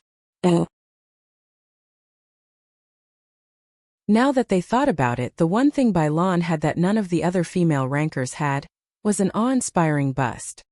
At that moment, countless people believed that they figured out the truth. On a related note, Bailan had begun her climb on the same day Lu Yi had begun his climb. However, their speeds were night and day. The young man had ascended to the 50th spot without fighting a single battle since everyone he challenged had rejected his challenge request outright. Bailan, on the other hand, wasn't nearly as intimidating. Naturally, her speed left much to be desired. That said, she was the former 48th ranker. If she gave it her all, her final rank should not be too far below her original rank. In the wooden building, after slaying 3 top 50 rankers in a row, Lu Yi discovered that his next few opponents had unanimously rejected his challenge request yet again. As a result, he shot all the way to the 36th spot. His next challenger was the 34th ranker named Zhuojianchen. The name looked familiar for some reason, and he immediately knew why after checking his sect.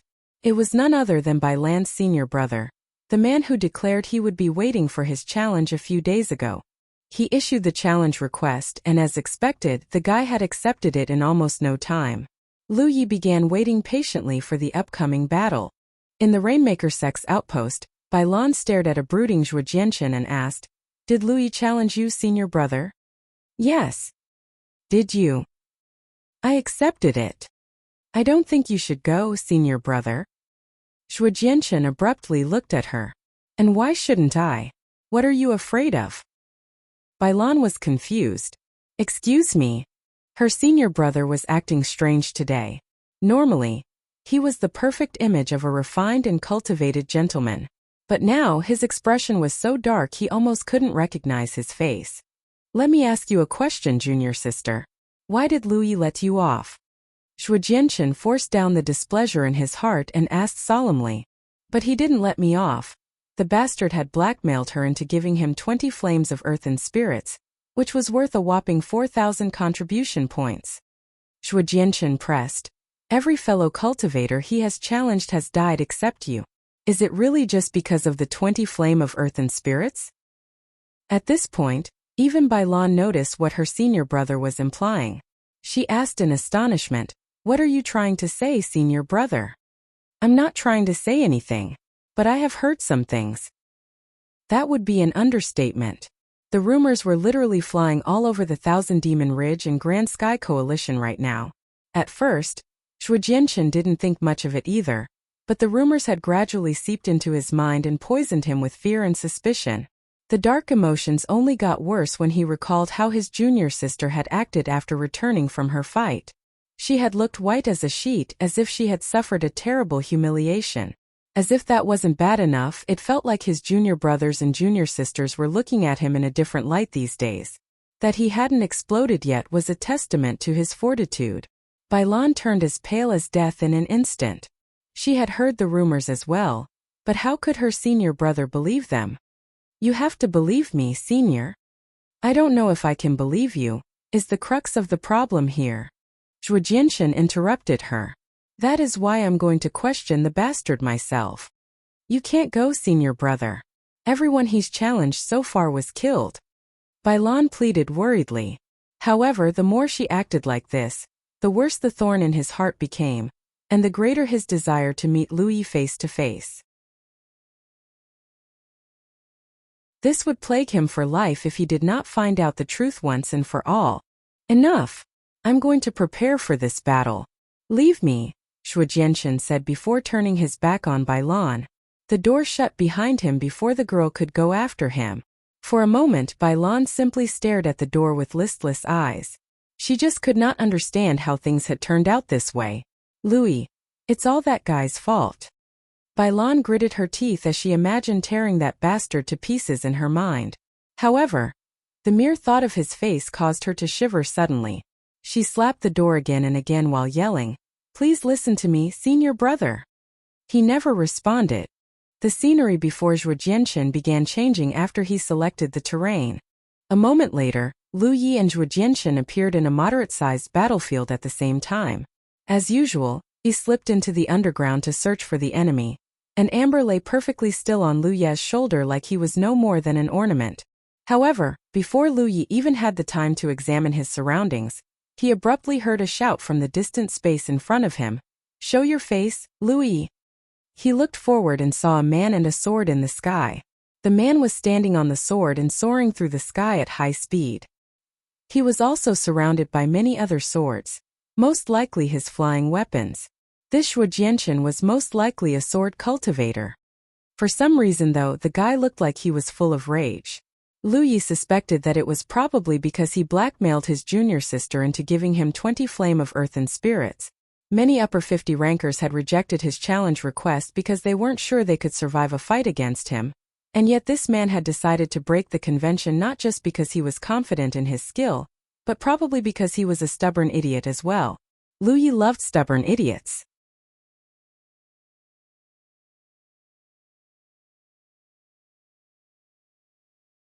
Humanity's Great Sage, Chapter 398. A bit disappointing. Lu Yi summoned his spirit boat and rose up to Zhuo Jianchen's altitude. They were about 100 meters away from one another. Although his climb up the scroll of supremacy had been incredibly smooth sailing, he had never underestimated his opponent, and he wasn't about to start with a sword cultivator. The fact that he was ranked 32nd meant that he was pretty strong. The moment their eyes met, Zhuo Jianchen asked furiously, "I have a question for you, Lu Yi. Did you do anything untoward against my junior sister?" Lu Yi mulled over the question for a moment. He had hounded the girl from the 48th spot all the way to the 97th spot. In the end, he had even blackmailed her into paying him 4,000 contribution points worth of flames of earth and spirits. He supposed that he had gone a tad overboard, but then again the woman should be thankful he didn't kill her in the first place. She would have been long dead if he wasn't in a hurry to get some flames of earth and spirits. What was some loss of wealth and rank compared to one's life? In any case, he had bullied the junior sister, so the senior brother decided to take revenge for her. It was understandable. Zhuo Jianchen could not read Lu Ye's mind, so his silence only caused the sword cultivator's dark emotions to swell to unimaginable proportions. While turning green in the face, he uttered, "You have nothing to say, is it? Very well then. Die." The 7 swords of different length floating next to Zhuo Jianchen immediately sailed toward Lu Yi. They closed the distance in the blink of an eye. A sword cultivator's flying swords were notoriously swift and deadly. It was the main reason they were able to kill those above their cultivation levels. Lu Ye's understanding of sword cultivators was actually pretty lacking compared to other factions, but he knew Zhuo Jianchen was no small fry from the fact that he could command 7 flying weapons. His mind must be incredibly powerful, though he was still nowhere close to Yu Lianzhou's level. From what he heard, Yu Lianzhou could control 20 flying weapons at the same time, which was nearly 3 times more than Zhuo Jianchen. If he were to compare him to Li Baxian, then they didn't even belong in the same league. The amount of swords Li Baxian could control at the Spirit Creek realm was an unbreakable world record, not just because he was uniquely talented in this regard, but also because he had lingered at the Spirit Creek realm for too long. During the decade he was stuck at the Heaven Grade 8th Order realm. The only thing he could do besides guarding the Devoted One's outpost was to improve his mind. That was why he became capable of controlling 100 flying weapons, and why his foundation as a Cloud River Realm cultivator far exceeded most other Cloud River Realm cultivators. Lu Yi wasn't idle when the 7 swords flew toward him. His own flying weapons shot forward to meet the enemy weapons in combat.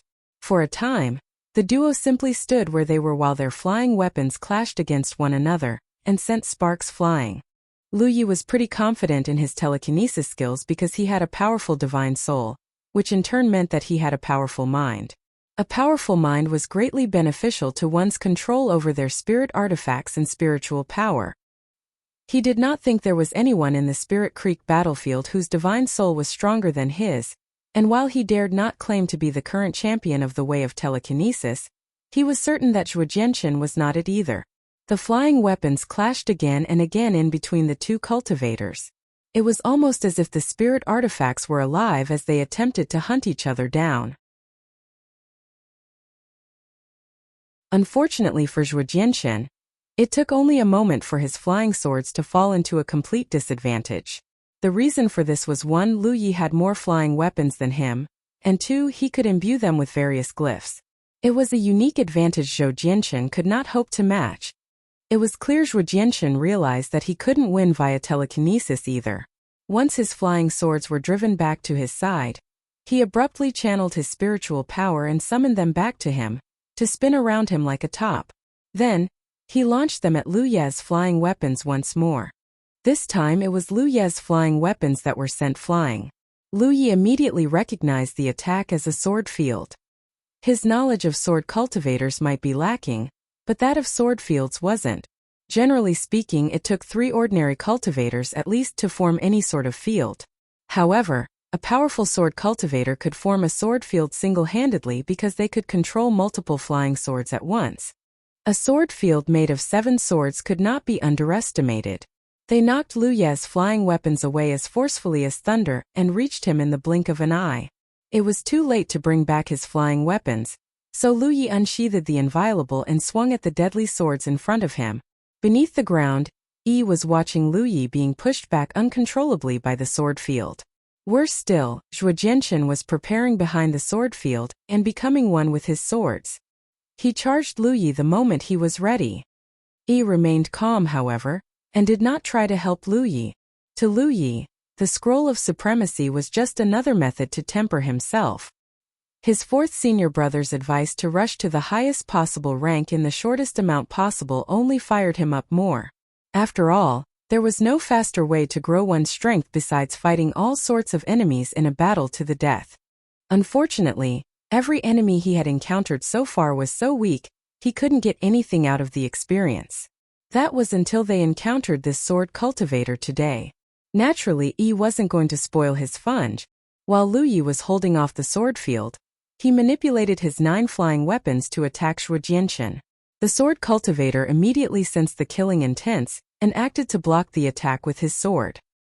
He was successful, but he was shocked to discover that his wrist was turning numb from the successive impacts. How was it possible for a combat cultivator's telekinesis strength and speed to be so powerful? The loss of concentration caused a flaw to appear in the sword field. Lu Yi immediately thrust his saber into the flaw and launched a jet of spiritual power. The attack instantly blew apart the sword field and caused the swords to fall toward the ground like meteors. Lu Yi took a moment to collect himself. Then, he pounced on Zhou Jianchen like a tiger. The saber clashed shrilly against the sword before the 2 men were pushed away from each other. For a time they simply stared at each other with less than 3 meters separating them. One of them looked like he would swallow his opponent piece by piece, while the other was as cool as ice. "I'm going to kill you," Zhou Jianchen uttered through gritted teeth. At first he was quite worried for his life as everyone who accepted Lu Ye's challenge had died without even being able to surrender. Now that he had fought the man, he discovered that everyone had overestimated Lu Yi. It was true that he was strong. He couldn't have climbed to this rank and challenged him otherwise, but that was all. He even thought he could win if he tried a little harder. If he did, he would bring unparalleled honor to both the Thousand Demon Ridge and his sect.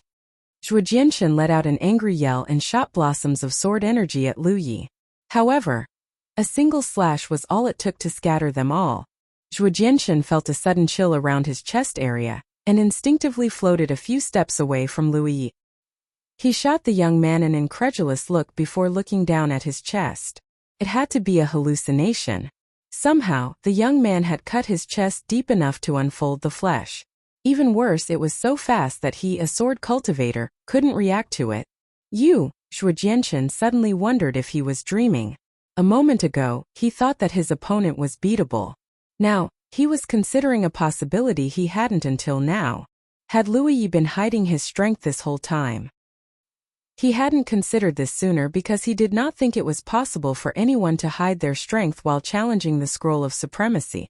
He didn't manage to continue his thought process because Lu Yi was already right in front of him. He was forced to raise his sword to block a downward swing. An unimaginable force struck him like the hammer of the heavens. Both him and his flying spirit artifacts instantly shot toward the ground like a meteor. Boom!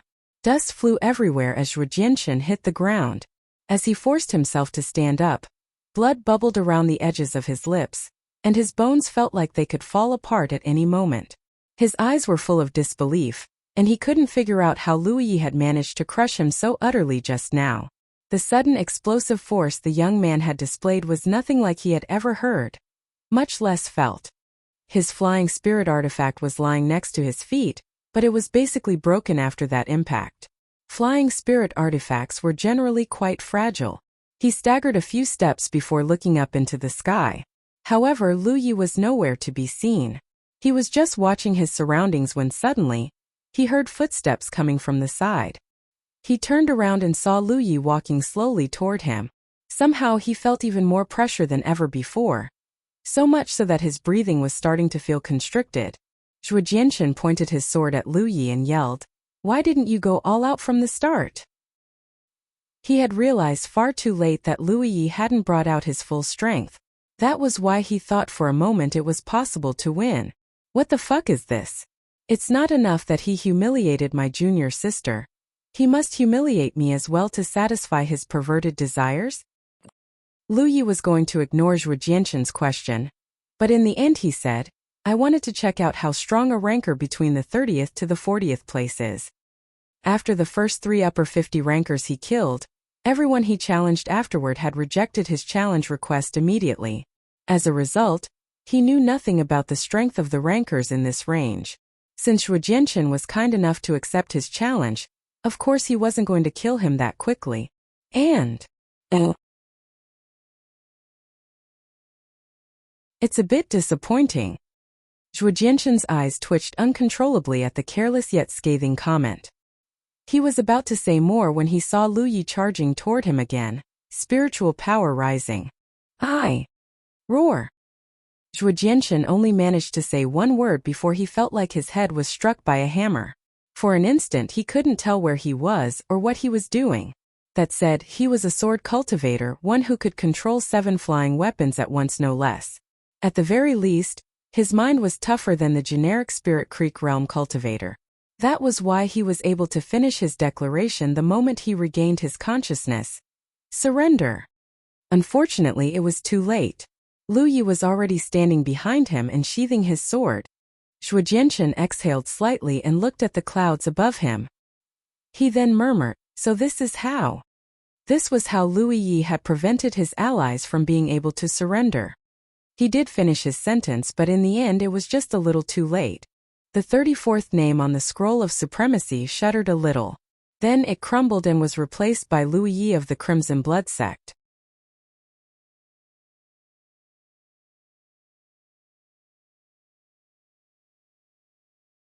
Humanity's Great Sage. Chapter 399. Are you Lu Yi Meh? Zhuo Jianshan of the Rainmaker sect, the 34th ranker of the Scroll of Supremacy, was slain by Lu Yi. The news swiftly spread to every corner of the battlefield and even Zhou like it had wings, stunning the world. When Lu Yi was still at the bottom half of the Scroll of Supremacy, and every 1,000 Demon Ridge ranker he fought had been slain without question. It was thought it was because his opponents were so weak that they didn't even have the chance to surrender. But what about now? Zhuo Jianshan was the 34th ranker. He couldn't possibly be so weak that he didn't even have the chance to surrender, could he? Not to mention that he was a sword cultivator. There was no chance he had chosen to fight Lu Yi to the death either. No one was that stupid. In any case, countless people were watching Lu Yi's progress and wondering where his limits lay. The top 20? Top 10? Maybe even the champion. Meanwhile, the 1,000 Demon Ridge cultivators sitting above Lu Yi on the Scroll of Supremacy were feeling more pressured than ever before. After killing Zhuo Jianshan, Lu Yi of the Crimson Blood sect once again shot through the rankings at meteoric speed.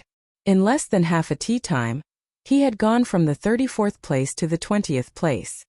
Every 1,000 Demon Ridge ranker within this range had rejected Lu Yi's challenge request. They did not think they were overwhelmingly stronger than Zhuo Jianshan, and the sword cultivator had still been slain without being able to surrender. With so many unknown factors in play, it was only natural that they weren't going to risk their lives. But of course, Lu Yi's journey up the Scroll of Supremacy wasn't going to be smooth sailing the whole way. The size of a ranker's confidence was proportional to their rank, and most of them firmly believed that they could do what the others couldn't do. That was why the 17th ranker did not hesitate to accept Lu Ye's challenge. In fact, they didn't even keep Lu Ye waiting for long. 10 breaths after Lu Ye sent out the challenge request, both combatants were teleported to the battlefield. This proved that the 17th ranker had been preparing themselves for this battle for a while. They were just waiting for Lu Ye to challenge them. The battlefield turned out to be Lu Ye's favorite. It was small enough that he did not need to waste time searching for his opponent, and it was pretty suitable for close quarters combat. Lu Ye looked up and saw a tall, muscular man with bronze-colored skin. His vitality was as powerful as his physique might suggest. He had no doubt that his opponent was a body-tempering cultivator. What caught Lu Ye's attention was the man had a pair of long, curled horns growing out of the edges of his forehead. Not only that, his upper body was bare, and he had colorful tattoos on his chest, waist and arms. Are those visible tattoos? There were millions and millions of cultivators in Jiuzhou, and everyone possessed their own distinct personality. Some people were shy and reserved, and some were passionate and exuberant. This body-tempering cultivator, for example, was probably a show-off. The fact that the guy had multiple visible tattoos on his body alone was proof that he wasn't someone to be messed with. A weaker cultivator would have felt massive pressure at the sight of these visible tattoos alone. After all, it was impossible to tell what amazing powers they might possess, until the enemy had revealed them. Lu Ye looked at the two curled horns on his opponent's forehead again. Assuming he wasn't mistaken, his opponent was probably a mutant cultivator. Most mutant cultivators possess great vitality, and were naturally suited to become body-tempering cultivators. This guy in particular was even wearing a pair of vambraces and spiked gloves. They were clearly high-quality spirit artifacts as well. This was the first time Lu Ye encountered a body-tempering cultivator who did not wield a shield spirit artifact. That was how he knew his opponent must be incredibly resilient. There were multiple types of body-tempering cultivators, and the mutant cultivator in front of him was the aggressive type. Their damage output might not rival that of a combat cultivator, but their tough defense more than made up for that weakness. "Are you Lu Ye, ma?" the mutant cultivator cried from a distance. Lu Ye's response was to eject his flying weapons and send them flying toward the mutant cultivator. When the first one reached the mutant cultivator, he only needed to swing his hand once to send it flying. However, the second, third, fourth and more were right behind it. Metallic clanks resounded in the battlefield, as the mutant cultivator repeatedly knocked the flying weapons away with his vambrace spirit artifact. A while later, he got annoyed and taunted, "Come over yourself if you dare." Lu Ye simply ignored the mutant cultivator, and continued harrying the mutant cultivator with his flying weapons. From time to time, he would even imbue them with a glyph to catch his enemy off guard. And it did. The mutant cultivator grew visibly angry, and attempted to break through the storm of metal. However, Lu Ye was able to drive him back each time. One thing Lu Ye had to give the mutant cultivator credit for was that he was surprisingly nimble for his size. He hadn't been able to injure him once even though he was attacking with 9 flying weapons. Not only that, Lu Ye realized that the mutant cultivator was only pretending to be angry. He was wearing an expression that suggested that he was out of his mind with anger, but in reality his eyes were calm and steady. "Whyaya? I'm so angry, ma. I'm gonna kill you." Some time later, the mutant cultivator let out an angry roar. Then the tattoo in front of his chest abruptly shone and summoned what looked like a blood-red beast that Lu Ye could not recognize. It let out a mighty roar that shook the eardrums and blew all 9 of Lu Ye's flying weapons away. The mutant cultivator immediately used this opportunity to barrel down on Lu Ye like a mountain. He was able to close the gap and bring down his fist. Lu Ye nimbly leaped into the air to dodge the attack. While he was above the mutant cultivator's head, he unsheathed the inviolable and slashed at the back of his opponent's neck. However, the mutant cultivator once again displayed an uncanny level of agility, by turning around faster than Lu Ye thought was possible, and punching toward the inviolable. At the same time, he aimed his free hand at Lu Ye and conjured what looked like a round disc at the center of his palm. It was a spell. Who would have thought that this brawny, outwardly rash body-tempering cultivator would be a spell cultivator as well?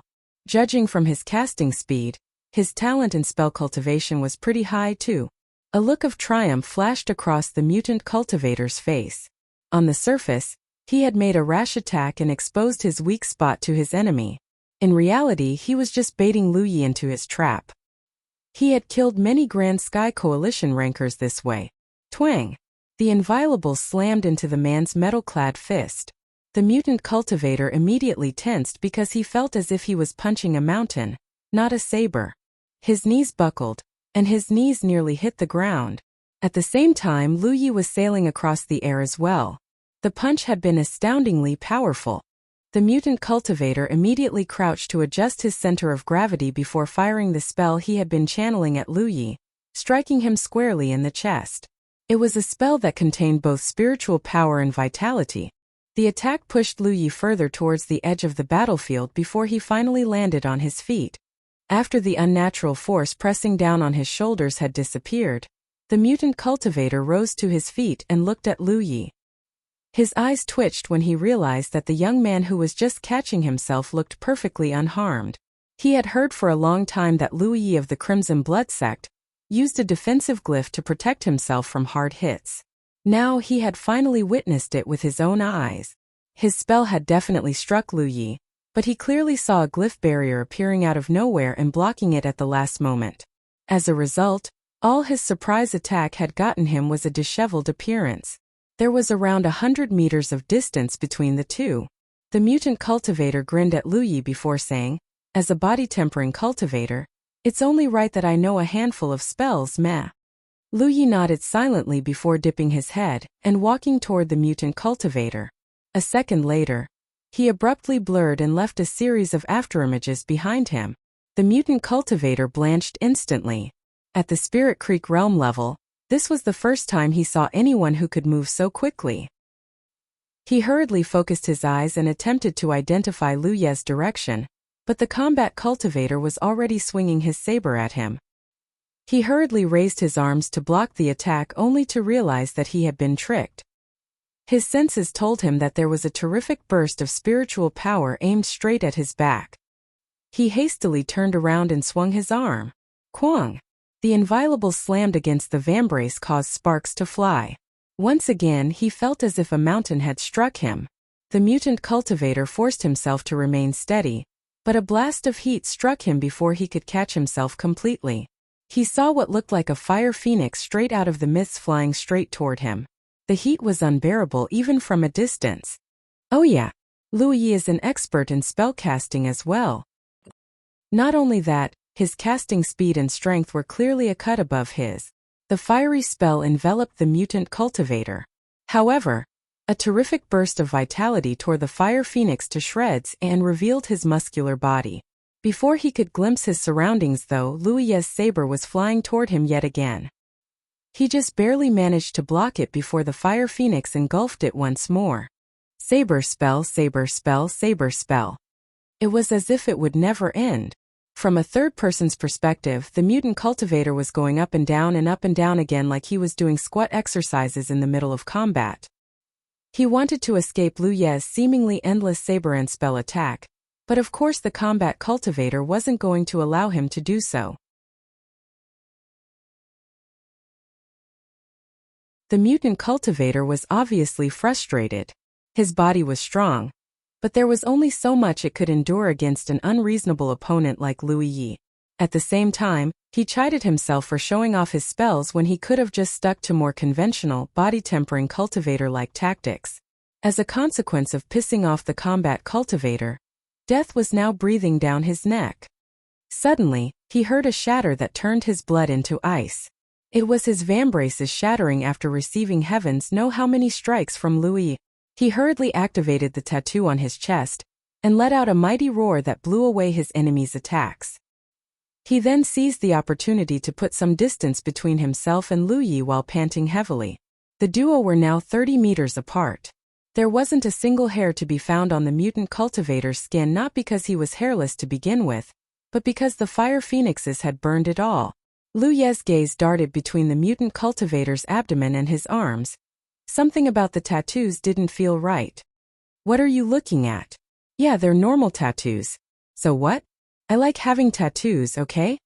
The mutant cultivator erupted in embarrassment and anger. As it turned out, the only tattoo on the mutant cultivator's body that was a tattoo-type glyph was the one on his chest. The rest were just normal tattoos.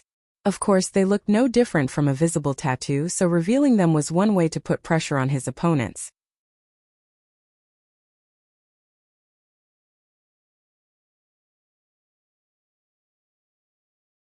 Humanity's Great Sage. Chapter 400 Gangzi. The reason Lu Yi hadn't gone all out before was because he was wary of the other tattoos, and because he wanted to know how strong a top 20 ranker was. Now that he knew that the other tattoos were fake and experienced his opponents their strength, there was no need to hold back any longer. He crouched slightly and kept his saber pointed diagonally toward the ground. Then he empowered himself with Windwalk and took off like a crack of thunder. Sensing Lu Ye's killing intent, the mutant cultivator hurriedly called out, "I." Roar! Amber made its first move ever in this battle, but this time the tiger's roar didn't affect the mutant cultivator nearly as much as it should have. He blanked out for only an instant before he recovered and finished his call for surrender. Lu Yi dashed past the mutant cultivator and slashed his neck with an inviolable that was empowered by two sharp edges. However, an invisible energy had already wrapped the mutant cultivator. It prevented the fatal attack from doing even the slightest bit of damage to the mutant cultivator. It was the protection of the heavens. The mutant cultivator rubbed his neck in terror as his figure swiftly turned transparent. Soon he was out of the battlefield. He escaped? Yi asked while showing herself. Lu Yi nodded his head slightly. In fact, he had already noticed this problem when he fought Swordsmanship before. The stronger the ranker, the more resistant they were against Amber's roar, and the harder they were to kill. In fact, Swordsmanship had managed to call for surrender at the same time Lu Yi had beheaded him. The sword cultivator could have saved his own life if he was just a little faster. The mutant cultivator was 17 ranks above Swordsmanship. Naturally, he was stronger and more resistant toward Amber's roar. Should I help out during the next battle? Yi asked. Sure. After challenging the Scroll of Supremacy for the past few days, Lu Yi now had a clear idea of his exact strength. He should not have too much trouble defeating his opponents, but killing them was probably going to be impossible very soon. That was why he decided to accept Yi's offer to help. After they returned to the wooden building, Lu Yi took a short rest before issuing his next challenge. At the same time, the Thousand Demon Ridge finally figured out how Lu Yi was able to kill every ranker he had fought. It was because his tamed beast's roar could attack the divine soul. No wonder the rankers weren't able to surrender before they were killed. It wasn't until the former 17th ranker had escaped by the skin of his teeth that they finally gained the intel. Thanks to the mutant cultivator's intel, the Thousand Demon Ridge cultivators who ranked above him were finally able to relax. They were certain they weren't inferior to the mutant cultivator. If he could survive Lu Yi, then they could too. What happened next stunned everyone, however. The 16th, 14th and 11th Thousand Demon Ridge rankers had all been killed by Lu Yi. Practically everyone within this range belonged to a Tier 1 sect. They also had an extremely high chance of entering the Divine Ocean Realm in the future. Now that future had been cut short. The sect elders of those rankers were all incredibly sad that their disciples were slain by Lu Yi. The Thousand Demon Ridge's hatred for him deepened even more. They also did not understand why the 17th ranker had survived when the other three above him had died. To date, no one knew that Yi was teleported into the Scroll of Supremacy's battlefield alongside Lu Yi, because everyone who saw her had died. With Yi acting as the knife in the back, none of these Thousand Demon Ridge rankers were able to survive the match even if they were strong enough to resist Amber's roar.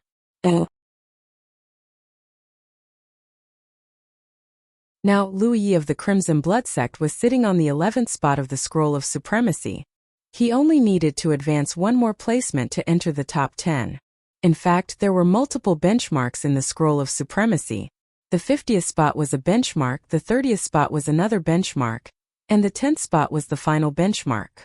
The difference in strength between one cultivator above the benchmark and another who was below was massive.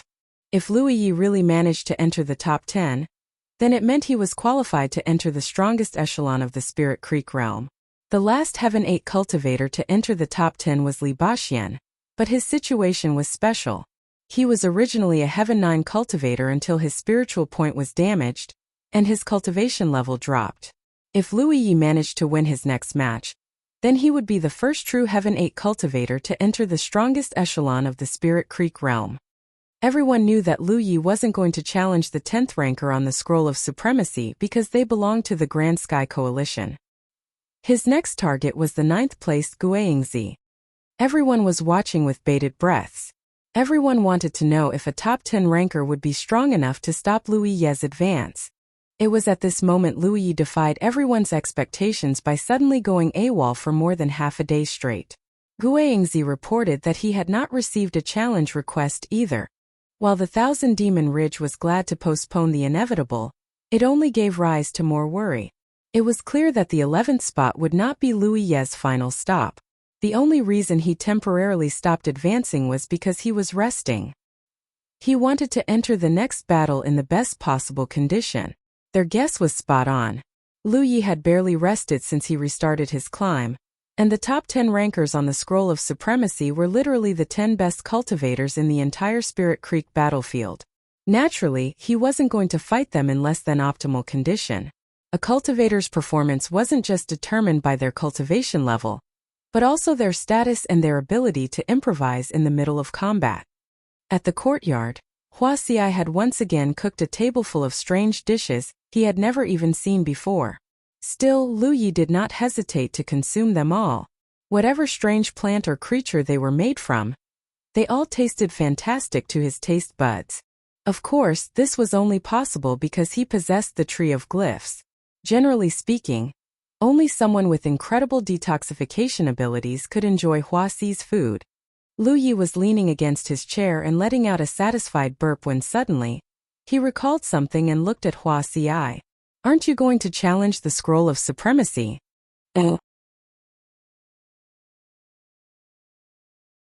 He knew little about Wuxia's current strength or even the techniques she used, but she had more than proven her strength by making it all the way to the Myriad Poison Forest alone and killing heavens know how many thousand Demon Ridge cultivators on the way. Most people didn't even know what killed them before they died. If he had to choose between Wuxia and the current number 1 of the Scroll of Supremacy as his final opponent, he would choose the current number 1 every time. In other words, Wuxia was qualified to challenge the Scroll of Supremacy. "There's no hurry," Wuxia replied unconcerned, while putting away the dishes with "My cultivation level is still a little lacking. I'll think about it when I'm Heaven 9. "How many more spiritual points do you need?"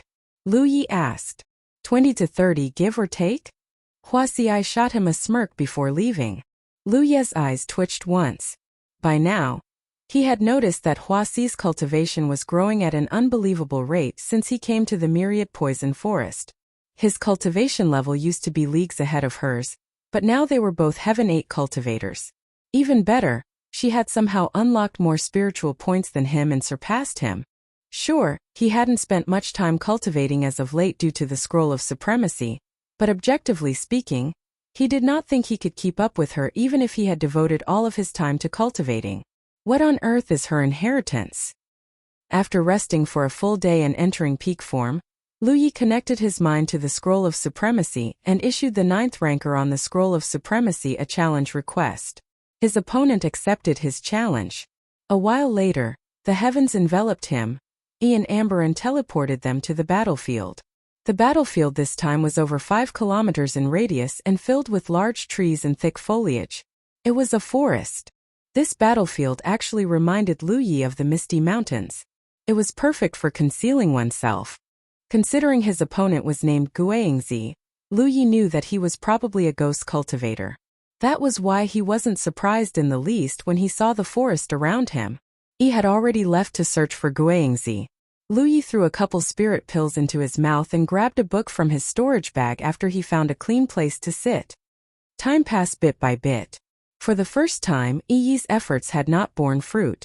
Despite scouring through the entire battlefield several times with a fine-tooth comb, it was as if Guiyingzi had vanished from the battlefield. Lu Yi hadn't been attacked either. He had been cultivating and reading this whole time. Lu Yi had fought some ghost cultivators in the previous battles, but they never waited too long before skulking to Lu Ye's location and attempting to end his life in one strike. Naturally, none of them lived to see another day. This ghost cultivator, on the other hand, was a little different from what he had come to expect.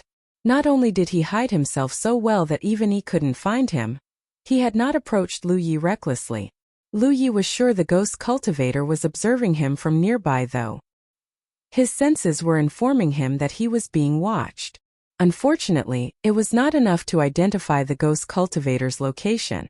On a tree over 100 meters away from Lu Ye's location, Guangzi was clinging to a branch and watching Lu Yi silently like a ghost.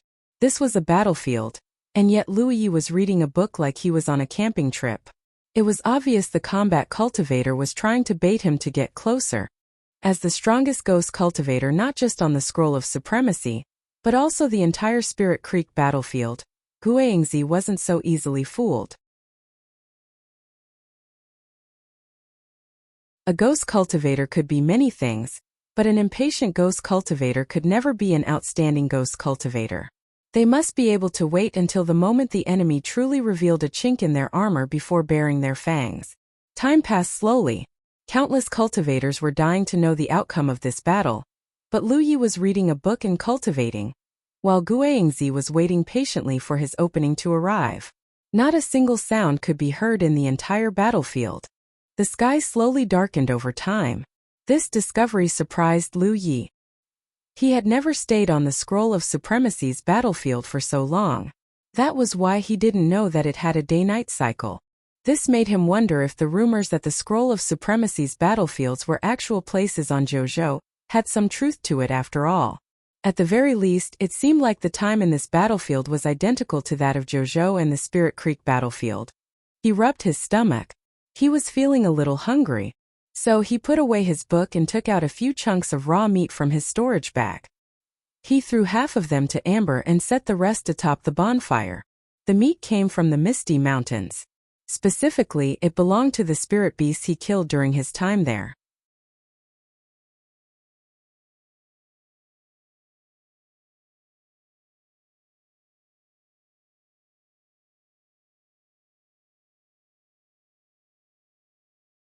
When he decided to show off how many ward flags he had thought it would simply force Guangzi to attempt an assassination by tonight. He never thought that the ghost cultivator would surrender the battle outright. Then again, why would the ghost cultivator not surrender? A ghost cultivator's advantage lay in their ability to approach their target without being detected. While this method was generally effective against most people, Guangzi wasn't confident it would work on Lu Yi at all, not to mention that the combat cultivator might have set up some sort of entrapment ward around his person. In any case, to attempt an assassination under such disadvantageous circumstances was akin to committing suicide. Ward cultivators were basically the bane of all ghost cultivators when their cultivation level was low. Of course, that would change when the ghost cultivator's cultivation level was higher, and they had studied wards enough to slip through the cracks, so to speak. Although Guangzi was gone, Lu Yi and Yi's woes weren't over yet. They had to pick up all the ward flags that were scattered throughout the battlefield. You absolutely need to kill Guangzi if we ever run into him again in the future, Lu Yi complained while packing up the items. I agree, but before that, I'm going to beat him within an inch of his life, pass him off to Wuxia to heal him back to full health, then beat him within an inch of his life again before I finally. Lu Yi ranted just as furiously. Seriously, he would rather be hunted by thousands and thousands of cultivators than wasting 2 full days and win without even seeing his opponent's face. As if that wasn't bad enough, they couldn't even leave immediately because they had to pack up the ward flags. This was beyond vile. Outside the battlefield, everyone saw Lu Yi of the Crimson Blood Sect replacing Guangzi as the 9th ranker. It was a feat that stunned the world as a matter of course. The bastard had done it. He had entered the top 10 of the Scroll of Supremacy as a Heaven 8 cultivator, proving that he was truly among the best of the best at the Spirit Creek realm level. As if that wasn't amazing enough, he was just a Heaven 8 cultivator. He could still ascend higher. That was what truly scared the Thousand Demon Ridge. Theoretically speaking, Lu Yi only needed to fight one more fight to challenge the champion. However, everyone knew he wasn't going to do that. The combat cultivator had challenged every Thousand Demon Ridge ranker above his spot since he began his climb, and he wasn't about to change his policy now. Lu Ye's next target was the 6th ranker. Not only had it taken him 2 whole days to defeat Guangzi, he never got to swing his blade even once. To say that he was frustrated and itching for an actual fight would be an understatement. That was why he was planning to vent it all on the 6th ranker. His challenge request was accepted with little delay.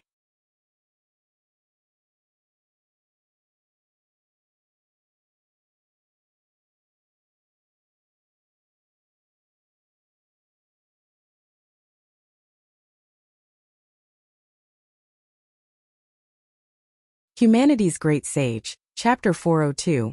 Feeling a little tilted. The reason the spell cultivator was so confident was because Lu Yi had fallen into complete disadvantage in the spell battle. Lu Yi was dueling a pro as a casual. It would be stranger if he was winning. By now, the space between the two combatants was completely covered in mist, due to the clash between fire and water. Not only that, the spell cultivator had hidden many balls of water within the mist. Due to the environment, Lu Ye's Fire Phoenix was 30% weaker than it should be the second it manifested from his palm. Its power only decreased further as it passed through the thick mist. Finally, it was usually intercepted before it could even cross half the distance to the spell cultivator. The spell battle was still ongoing, but it was clear that the barrage was pushing closer and closer toward Lu Yi. He was unable to turn the tables even if he went all out. You do not need to be frustrated, fellow cultivator. The reason I'm winning is only because I hold the geographical advantage. Had I encountered you outside, I am sure you'd be able to get close to me and defeat me. Although the spell cultivator was dominant in this battle, his words were surprisingly humble. It even sounded like he was trying to comfort Lu Yi. However, the spell cultivator belonged to the Thousand Demon Ridge, and Lu Yi was part of the Grand Sky Coalition. His behavior was anything but normal. This meant that his comforting words were really deliberate provocation. He made it sound like he would be a helpless chick if Lu Yi could just cross the sea and get to him. It was a bait he didn't even bother to conceal. Lu Yi had to admit that the spell cultivator had a silver tongue. He knew exactly how to provoke the enemy into anger in just a few short sentences. There was currently 300 meters of distance between Lu Yi and the spell cultivator. The only way he could fight the enemy in melee was to fly to him on his flying spirit artifact. However, that was a risky maneuver at best against a spell cultivator, who was like an intelligent siege tower. A single mistake would mean the end of his life. However, Lu Yi could not stay where he was either. If he did not fly over, then this battle was as good as lost. So Lu Yi brought out his flying spirit artifact and leaped onto it. He then plunged head first into the mist at tremendous speed. By now, the mist had become so thick that he was barely visible from his enemy's point of view. However, Lu Ye's action only caused the spell cultivator to smirk. His expression suggested that he had gotten Lu Yi exactly where he wanted him to be. He made a series of gestures with his hands, while launching a dozen water balls at Lu Yi. He completed the spell seal and yelled, "Condense!" The thick mist between the duo suddenly turned viscous. Lu Yi immediately felt himself slowing down considerably. So this is what he's planning. Lu Yi thought in realization. Bai Lan was a water attribute spell cultivator, and her spells had a corrosive effect on one spirit artifact. That was why Lu Yi thought that this spell cultivator's trap might be the same. From the spell cultivator's perspective, he would be in deep trouble if his flying spirit artifact lost most of its spiritual power mid-flight. His guess was wrong, however. It slowed him instead of corroding his flying spirit artifact. As a result, he was crawling at a snail's pace even though he was pushing his flying spirit artifact with all his might. At this pace, he might as well be a stationary target. The spell cultivator wasn't going to give him time to think a way out of this either. The water balls he had concealed in the mist a while ago abruptly surrounded Lu Yi from every direction. Then they exploded into spells of all shapes and sizes and transformed the space Lu Yi was at into a death zone.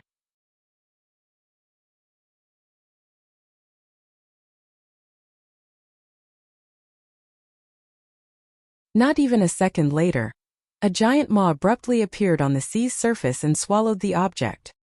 Is he dead? For a few seconds, the spell cultivator could not believe what just happened. Did Lu Yi really just die to his own lightning-invoking talisman paper? That can't be. No. Something definitely isn't right. Realization hit the spell cultivator like a lightning bolt. If Lu Yi really had perished, then he should have received a notice from the heavens already. Since he hadn't, it could only mean that Lu Yi was still alive. He had just finished the thought when he saw a bright flame flying just above the sea surface and swiftly approaching him. From his point of view, it looked like a pair of wings. He wanted to reactivate the mist condensation technique and slow Lu Yi down again, but lightning was still rippling across the mist like crazy. There was no way he could condense anything until the energy had dispersed. The center of his forehead began to prickle as if someone had pressed a blade against his skin. At the same time, his instincts screamed for him to leave before it was too late. I surrender. The spell cultivator was no stubborn fool. He did not hesitate to obey his instinct and cry for surrender. As if on cue, Lu Yi appeared in front of him like a divine agent and landed a deadly slash across his throat. There was so much force behind the attack that he was sent sailing across the air. Luckily for the spell cultivator, he was perfectly unharmed. He surrendered just in time for the heavens to wrap him in its protective shell and send him away. The spell cultivator placed a hand to his heart after he returned to the Spirit Creek battlefield. Thank goodness he hadn't hesitated, or he would be dead by now. Meanwhile, Lu Yi was clutching his saber tightly and shaking with anger. This was not what he had ordered when he entered this match. He could forgive Guangzi for wasting 2 days of his time. The guy was a ghost cultivator, and most ghost cultivators would not make a move unless they were confident of their chances. But what the hell was that spell cultivator? He could stomach the guy choosing a terrain that maximized his advantage and undermined his opponents. He could stomach the guy taunting him in an attempt to provoke him into recklessness. But after he had overcome all odds and even struck himself with lightning, the bastard had the gall to surrender and deny him his release. What the fuck? As if that wasn't bad enough, he had lost his flying spirit artifact as well. The object that fell into the water earlier was none other than Spirit Boat. He had shattered with his own spell. The reason he allowed it to fall into the water instead of retrieving it was to fool his enemy into dropping his guard. Unfortunately, it did not succeed in the end. Sure, he wasn't wanting for replacements, but he hadn't come this far by being a wastrel. Lu Yi was plotting to use this match to unclog the murderous frustration that had been burning inside his heart. But now? It was worse than ever before. After he was teleported back to the wooden building, Lu Yi looked through his storage bags and picked up a suitable flying spirit artifact. Then, he began refining it in sullen silence. Heavens know what kind of weirdo and weird-ass terrain he might face in his next match. It would be foolish to challenge his next foe without a flying spirit artifact. Although Sword was an excellent fallback, the reason it was a fallback in the first place was because it cost far more spiritual power than a flying spirit artifact. He would rather not use it unless absolutely necessary. Meanwhile, the Scroll of Supremacy had been updated to display Lu Yi of the Crimson Blood Sect in 6th place. The entire Thousand Demon Ridge was silent for a time.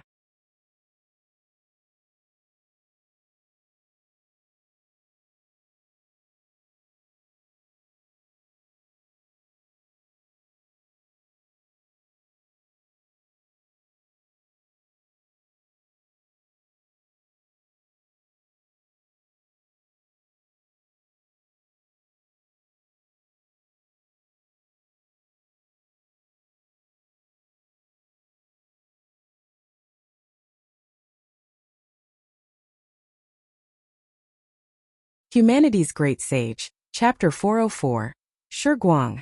Although there was no personal grudge between the two cultivators, Lu Yi was the Grand Sky Coalition's strongest challenger, and Shiguang the Thousand Demon Ridge's last gatekeeper. The number 1 spot of the Scroll of Supremacy was both a symbol and a status. Naturally, neither side was going to give it up easily. For over a decade, the spot had belonged to Feng Yuechan of the Devoted Ones. Could not be helped though. While her peers had already ascended to the Cloud River realm or even the Real Lake realm, she was still honing herself at the Spirit Creek realm. It was ridiculous to expect any rising star to defeat a veteran with at least a decade of training and experience, Not to mention that she was a genius in her own right. Today, the 3 tumors polluting the Scroll of Supremacy were finally gone, and the Thousand Demon Ridge finally managed to put someone at the top of the Scroll of Supremacy of the Spirit Creek battlefield. Then Lu Yi showed up. It had only been 2 months since Shi Guang rose to the top, and Lu Yi of the Grand Sky Coalition was already threatening his position. It wasn't enough that he had a string of unprecedented achievements under his belt. Lu Yi had risen through the ranks so fast that he was actually qualified to challenge Shi Guang for the number 1 spot already. And that was after they had done everything they could to bog him down. Shi Guang couldn't lose. Both his and his faction's honor were on the line. If Lu Yi actually managed to become the champion as a Heaven 8 cultivator, then the Thousand Demon Ridge would always be seen as inferior to the Grand Sky Coalition in the Spirit Creek battlefield. On the battlefield, Lu Yi watched his opponent with a frown because he did not look normal. Shi Guang's spiritual power was boiling erratically, as if he had consumed something that temporarily boosted his strength. Spirit pills that temporarily boosted one's strength, of course, existed in the cultivation world. Lu Yi had seen something called the Qi boosting pill while looking through the Vault of Providence before. For an incense stick, the pill would boost the flow rate of a cultivator's spiritual power by 30 to 40%. Naturally, that made the cultivator so much stronger in that period of time. However, spirit pills that temporarily boosted a cultivator's strength generally came with massive side effects. The better the effects, the worse the side effects would be. It was clear that Shi Guang had consumed a Qi-boosting pill, or something like that prior to entering the battlefield. He would be helpless if he could not defeat Lu Yi within an incense stick. "Don't interfere," Lu Yi whispered suddenly. He was talking to Yi, of course. The girl had already slipped the underground beforehand, and could lend him her assistance at any moment. Logically speaking, he should rely on her so he could take care of his opponent as safely as possible, especially since it looked like he had consumed the Qi-boosting pill. However, he still did not want Yi to interfere with this battle. If Shi Guang was boiling with Qi, then he was boiling with frustration. After the pure nonsense he was forced to swallow since he started challenging the top 10 rankers, he would be damned if he allowed anyone to interrupt his good time. Shi Guang did not wait for Lu Yi to come to him despite his declaration. While letting out a battle cry, he charged toward Lu Yi like lightning and channeled his spiritual power into his spear. Lu Yi charged toward him as well. The 100-meter gap between the two combatants narrowed in the blink of an eye. Then they clashed into one another with a resounding bang. Lu Yi unsheathed the inviolable and swung down on Shi Guang. Shi Guang thrust his spear forward like a slumbering dragon suddenly poking its head out of its lair. There was a brief standoff before the space between the duo exploded. The compressed spiritual powers had turned into a massive explosion that pushed both cultivators away from each other. Lu Ye's weapon hand felt numb as he sailed through the air. He hastily caught himself before grabbing Amber by the nape and tossing it to safety. He just barely landed on his feet and had to backpedal a bit before he finally managed to steady himself. Whether or not Shi Guang had consumed a spirit pill beforehand, there was no denying the fact that Lu Yi felt threatened by him. He tossed Amber away because he would not be able to spare the energy to protect it. On the other side, Shi Guang also landed on the ground. His footsteps were steady, but he skidded for almost 30 meters before the momentum finally petered out. However, a blur appeared in front of him before he could steady his footing. It was Lu Yi pouncing up to him and thrusting his saber toward him. Most people would have opted to dodge such a deadly attack. Shi Guang merely turned his body sideways before retaliating with a spear thrust of his own. Metal tore through flesh as the duo passed by one another. A deep wound appeared around Lu Ye's waist and Shi Guang's chest at nearly the same time. This battle was destined to be a violent and bloody one. Both combatants were attacking each other with the intent to kill and no fear. That was why they were already wounded on the second exchange. That said, Lu Ye's injury was slightly less serious than Shi Guang's as he had constructed a protection right before the spear would impact his body. Although the glyph had still shattered under impact, it had turned what should have been a major injury into a moderate one. Shi Guang did not pause for even an instant as he switched his spear to the other hand, spun it 180 degrees to the back, and thrust the spearhead straight at Lu Ye's head. Right now, Lu Ye's back was still turned against Shi Guang. It was such a swift and decisive move that most people would have died from this move.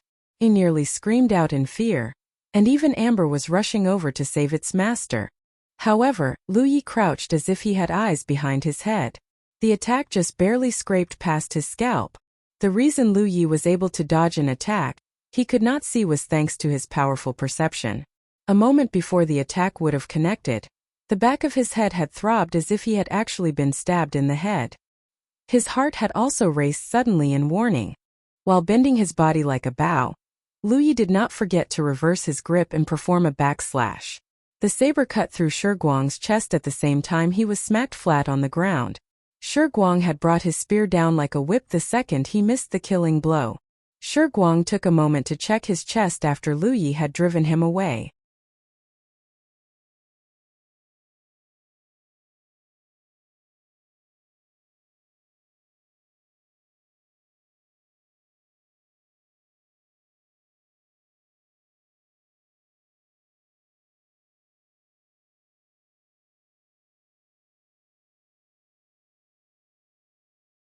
Roar! Amber roared at the perfect time, but it didn't affect Shi Guang. Since the Thousand Demon Ridge had figured out Amber's ability, of course Shi Guang was prepared for it. An invisible barrier abruptly appeared around the spear cultivator and shielded him from the roar. I surrender. Shi Guang spat out the two words before finally relaxing. He looked like an entire mountain had been removed from his shoulders. The heavens enveloped him in their mysterious power and teleported him away. Lu Yi also stopped in his tracks. Yi appeared and caught him immediately. While keeping him upright, she stared at Lu Ye's chest wound with fear and relief. If the spear had struck Lu Yi just a few millimeters to the left, the young man would be dead already. In fact, Shi Guang was aiming at Lu Ye's heart. The combat cultivator had just dodged it at the last moment. A while later, Lu Yi was lying in his bed in the wooden building with Wuxia tending to him. Refined wood attribute spiritual power flowed around her hands as she slowly treated his wounds. Of course, Lu Yi had fallen unconscious long before she finished the treatment. Lu Yi was satisfied. His fight with Shi Guang was easily the most satisfying fight he had ever had since he began climbing the scroll of supremacy. Whatever grievances and frustrations he had accumulated due to assholes like Guangzi and the other top 10 rankers were all gone. Although his opponent had employed what most people would consider a dishonorable tactic, all was fair in love and war, not to mention that they were enemies. Right now, Lu Yi did not want to think of anything.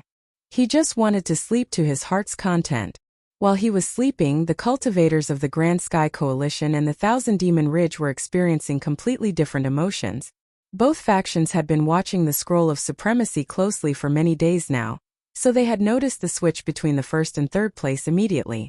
Countless Grand Sky Coalition cultivators erupted in cheers like never before.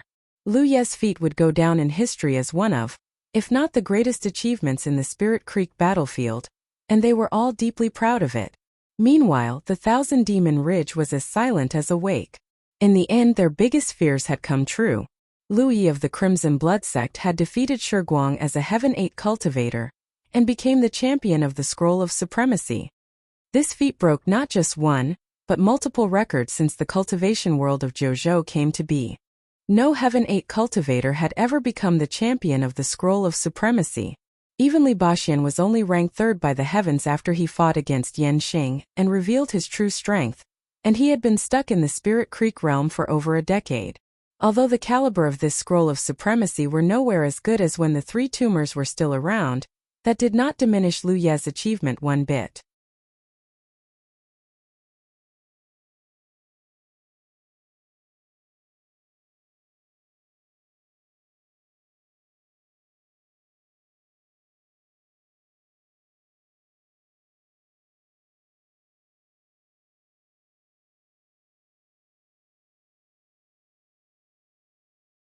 Against a powerful opponent, if he was unable to end the fight even after making such a risky move, the battle would probably end in his defeat and death.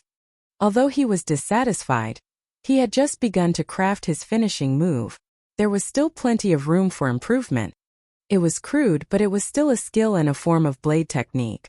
Since it was a blade technique, it should have a proper name. What should I name this technique? Lu Yi thought for a moment until he recalled the flash of light that appeared and disappeared as he brought down his saber. He made up his mind then. He would call it flash. As with most things, the only way to master a blade technique was to practice it with perseverance and diligence. There was no such thing as a shortcut. In the courtyard, Lu Yi would practice until he was low on spiritual power. He would then restore his energy with spirit pills and wait until the soreness gripping his right arm was gone before resuming his practice. Although this delayed his cultivation progress, cultivation level had never been Lu Ye's greatest focus. The fact that he made it to the top of the scroll of supremacy as a Heaven 8 cultivator was a testament to his philosophy. It was worth slowing down a bit if he could master Flash to the point where he could execute it anytime he wanted to. Lu Ye's mastery of Flash grew little by little as the days passed. He was able to make many improvements to the technique, but he was still unable to solve the cost problem. This was bad as it was unlikely that an imperfect blade technique could be useful against a strong opponent. Lu Yi had never thought himself invincible just because he had become the champion of the Scroll of Supremacy. Perhaps there was no one in the Spirit Creek battlefield who could challenge him anymore. But it was only a matter of time before he entered the Cloud River battlefield. When that happens, it would be like he was starting from the bottom all over again, not to mention that the Cloud River battlefield was a lot more complex than the Spirit Creek battlefield. The Grand Sky Coalition rankers of the top 10 ranks of the Scroll of Supremacy were successful in defending their ranks despite the Thousand Demon Ridge's best efforts. Besides Shiguang's fall to second place and the female archer's fall to fourth place, everyone else's rank remained more or less the same. As a result, Lu Yi received no challenge requests during this time. The only ones who could challenge him, Shiguang and the female archer, knew they were no match for him and did not bother wasting their own time. Half a month later, Lu Yi had unlocked a total of 320 spiritual points. It had been 40 days since he ascended to Heaven 8. Busy climbing the Scroll of Supremacy before and practicing his blade technique afterward, his cultivation progress had slowed down considerably.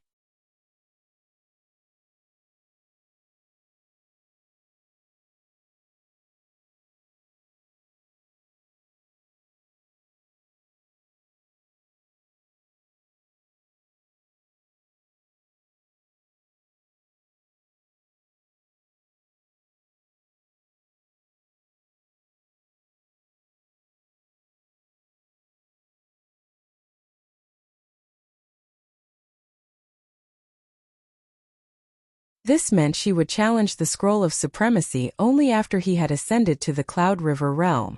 He tried to imagine the future for a bit. He immediately felt great pity for the Thousand Demon Ridge. He had already defeated their champion and claimed the top spot of the Scroll of Supremacy as a Heaven 8 cultivator.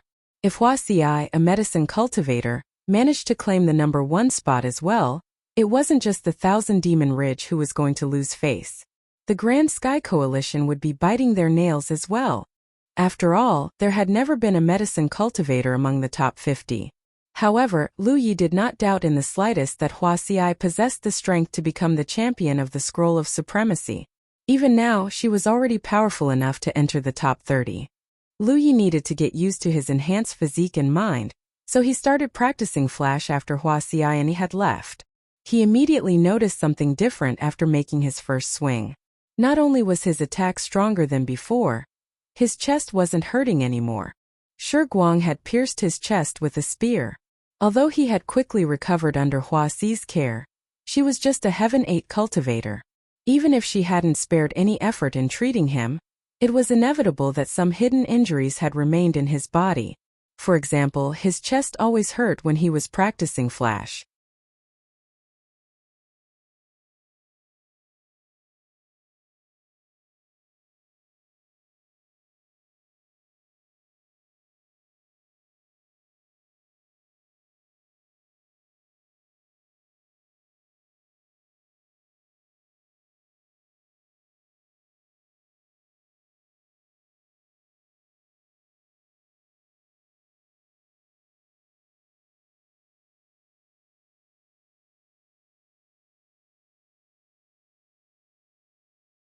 Humanity's Great Sage. Chapter 409. Who do you think I look like? Oh. While Lu Yi was messaging Feng Yu, the legate of the Three Sages School, Situhan was standing next to her with an anxious expression. When she was finally done, he immediately asked, "What did fellow cultivator Lu say, junior sister Feng?" Situhan let out a sigh of relief after Feng Yu told him everything. It was never a good thing to lose one's outpost, but Lu Ye's promise had dispelled his worries. Worst case scenario, they would evacuate to their headquarters and wait for the danger to pass. It wasn't like they could chase them to Jiuzhou. Once upon a time there was an inner circle sect called the Heavenly Derivative Sect who lost their outpost to the Thousand Demon Ridge because of Lu Yi. Later, Lu Yi had destroyed all the Thousand Demon Ridge sects within their vicinity, and led them on an unprecedented conquest that allowed them to recoup everything they had lost and some more. This was why Situhan did not doubt Lu Ye's ability in the slightest. Meanwhile, Lu Yi bade Wuxia goodbye in front of the wooden building before bringing out his flying spirit artifact and taking to the sky. As usual, amber was draped across his shoulder. Last time, he had returned to the Myriad Poison Forest fairly quickly because he just wanted to buy some stuff at the Divine Trade Association. This time though, he was planning to stir some trouble. That was why he decided to bring Amber and Yi with him. Wuxia wanted to come with them, but Lu Yi needed someone to watch over the central ward at the courtyard, so that was that. A massive number of Thousand Demon Ridge cultivators were currently surrounding the Three Sages School, in an attempt to force him out. Naturally, he wasn't stupid enough to oblige their wishes and walk into their death trap. Logically speaking, the Thousand Demon Ridge should leave the Three Sages School as soon as he revealed himself. Of course, there was a chance they might decide to occupy the outpost anyway since they were already there. This wasn't something he could change. In the air, Lu Yi took out his 10-point map and checked his surroundings for a bit. A while later, he selected the Thousand Demon Ridge outpost over 150 kilometers away from the Myriad Poison Forest as his target. The outpost belonged to a Tier 3 sect called the Meandering Mountain Clan. He rushed over as soon as he identified the direction. Both his physique and his mind were stronger after receiving the reward of the heavens. His telekinesis speed had improved as well. About 40 minutes later, Lu Yi arrived at his destination and descended right outside the outpost's grand ward. A sentry immediately noticed his presence and greeted Lu Yi cordially. "Hail, fellow cultivator. May I know your name?" Normally, only a friend of the sect would show up without prior notice. The sentry would let them in after a quick check. That was why this cultivator did not suspect that Lu Yi was an enemy. After all, what cultivator would be crazy enough to show up at an enemy sect's doorsteps alone? Lu Yi was inspecting the nodes of the Grand Ward with insight when he heard the question. He turned toward the cultivator and asked expressionlessly, "Who do you think I look like?" Caught off guard by the unexpected question, the cultivator examined Lu Ye's face for a second before blanching. He then pointed a finger at Lu Yi and stuttered, "You're..." He then channeled his spiritual power and shouted on top of his lungs, "Oh, he is here."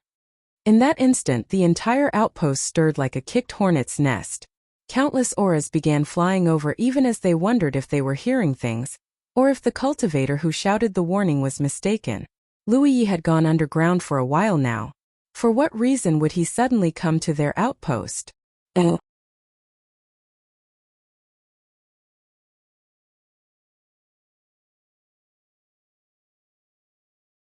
After the legate and the prolgate of the Meandering Mountain Clan had collected themselves, their defense suddenly became much more solid. Not only that, they were actively trying to hinder and kill Lu Yi. As a result, Lu Yi was forced to leave the outpost less than half a tea time later. The battle had ended with the death of 20 to 30 cultivators for the Meandering Mountain Clan, and a full body of injuries for Lu Yi. Lu Yi did not leave, however. In fact, he stood right outside of their grand ward and stared at them while swallowing his spirit pills from time to time. The Meandering Mountain Clan did not dare to open their grand ward and chase him away. Inside the outpost, Lu Yi had very little room to maneuver. But outside the outpost where the sky was the limit, the combat cultivator could go all out against them. Neither the legate nor the prolgate were dumb enough to fight Lu Yi in his element. However, their cultivators were beyond angry and frustrated that a single man could trap them within their outpost. So they jabbed fingers and yelled obscenities at him from the other side of the grand ward. Lu Yi did not respond no matter how ugly the curses were. Only a kid would argue with their mouth. Meanwhile, the news that Lu Yi of the Crimson Blood Sect had infiltrated a Thousand Demon Ridge outpost and wreaked havoc swiftly spread throughout the Spirit Creek battlefield.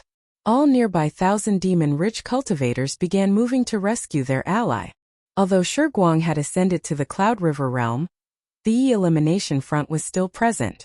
It was precisely because it was a loose organization established purely to kill Lu Yi that Shiguang's presence, while sorely missed, did not affect the organization too much. For as long as the desire to kill Lu Yi existed, so would the organization. More and more cultivators were converging upon the meandering mountain clan. The Spirit Creek battlefield that was silent for half a month finally became lively once more. Lu Yi left after standing outside the outpost for 2 hours. Since he had achieved his objective, there was no longer any need to stay. As he left, it so happened that he ran into a squad of Thousand Demon Ridge cultivators who were coming to the meandering mountain clan's rescue. At Lu Ye's current strength, any group that was smaller than 20 or even 30 people was no match for him. After all, this was not the challenge battle of the Scroll of Supremacy. There, the challenger must deal with all sorts of limitations and geographical disadvantages. But here in the outdoors, victory was decided by the depth of their foundation and their tricks. And Lu Yi wasn't lacking in either department. Lu Yi charged his enemies without even bothering to maneuver out of harm's way. Only a handful of Thousand Demon Ridge cultivators managed to cross paths with him and live. Lu Yi did not have a specific destination in mind. He was simply traveling in a straight line and killing everyone in his way. If the Thousand Demon Ridge wanted him to show himself so badly, then he would oblige them. He only hoped that they could bear the consequences. After suffering many losses, many Thousand Demon Ridge cultivators decided to retreat. However, even more people were moving in to intercept him as his location was being shared among his pursuers in real time. Lu Yi was very glad that he had brought Yi and Amber with him. Otherwise, he would have no time to rest at all. He hadn't stopped flying since he left the meandering mountain clan's outpost. No matter where he went, Thousand Demon Ridge cultivators would swoop in to try to kill him. It was only thanks to Yi and Amber sharing some of the burden that he was able to hang on. The Thousand Demon Ridge's plan was very clear. They were going to slow him down and wear him out with sheer numbers.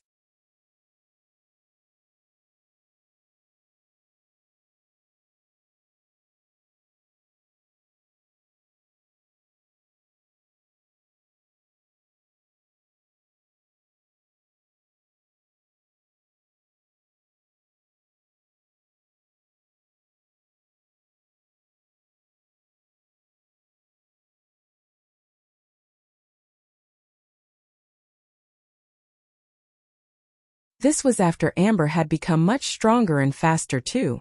Otherwise, it would have taken him 4 to 5 days to reach the outpost. Both man and mount looked dusted and dirty when they arrived at the outpost's entrance. There was no grand ward surrounding the outpost because of the Yuan metal storm, and every cultivator had been summoned back to the outpost to guard it.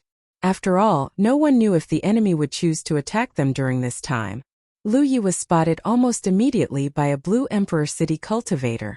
It wasn't long before someone met him outside the outpost and asked cordially, "Are you fellow cultivator Yi of the Crimson Blood Sect?"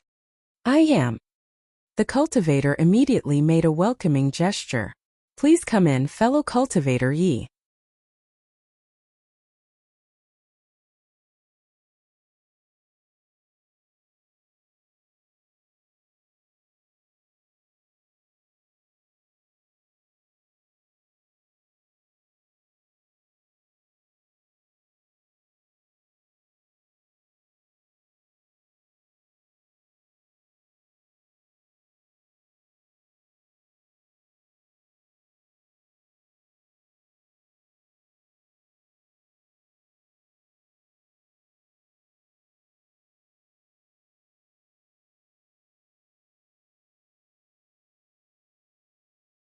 The Spirit Creek battlefield was currently engulfed by the Yuan metal storm. The force field shackled everyone's spiritual power and prevented them from channeling it even a little. However, the Scroll of Supremacy's battlefield wasn't affected by it. Lu Yi did not waste his breath on Zhu Pang. The first thing he did was to put away the booklet he received from his third senior brother safely in his storage bag. Then he empowered his legs with windwalk and rushed toward Zhu Peng like a blur. There was a shriek of metals as a strange object wrapped around Zhu Peng's body. It looked like some sort of mechanical construct. There was a giant disc on his back and 4 mechanical arms on both sides of the disc. Each arm was holding a spirit artifact. The mechanical arms were supposed to hold a different type of spirit artifact, each to increase the cultivator's offensive power. But Zhu Peng had changed them all to shields. Not only that, his own hands were holding a massive shield each, and they were twice as big as the other shields. To make a comparison, the body-tempering cultivator was massive, but the shield still nearly covered his entire body. All in all, the guy was carrying 6 shield spirit artifacts in total. He was wrapped as tight as a fortress. This was the first time Lu Yi had encountered such an opponent. It was clear that the bastard was planning to defend until the very end. If he wasn't sure that the Thousand Demon Ridge was trying to delay and entrap him, he was now. On a related note, this was also the first time Lu Yi encountered a Golem Master in the Scroll of Supremacy's battles. As it turned out, Zhu Peng was both a body-tempering cultivator and a Golem Master. It allowed him to enhance his defense to insane levels. Lu Yi had to admit that his interest was piqued when Zhu Peng had summoned the mechanical construct. On the surface, the mechanical arms looked as crude and savage as a spider's limbs. In reality, he knew how much work had to go into the mechanical construct to make it function well enough to be used in combat. The Golem Masters had a unified name for all mechanical constructs like this. They called it an armor golem. Zhu Peng's armor golem only covered half of his body, specifically the upper torso. This wasn't the limit of Zhou's armor golem technology, of course. Lu Yi had heard that there were golem masters who could build full-body armor golems. Generally speaking, a full-body armor golem could be split into 2 categories: humanoid and zoological. He had picked up this knowledge from Lady Yun's books because the internal structure of an armor golem was filled with glyphs. Before a golem master could build an armor golem, they had to learn how to use glyphs. At the time, Lu Yi was already deeply curious about armor golems. That said, he did not spend too much time on it as he understood the folly of biting off more than he could chew.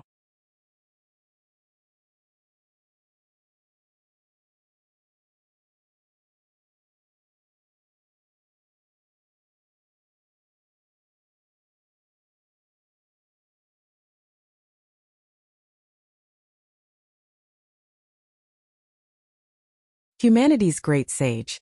Chapter 413 Surround.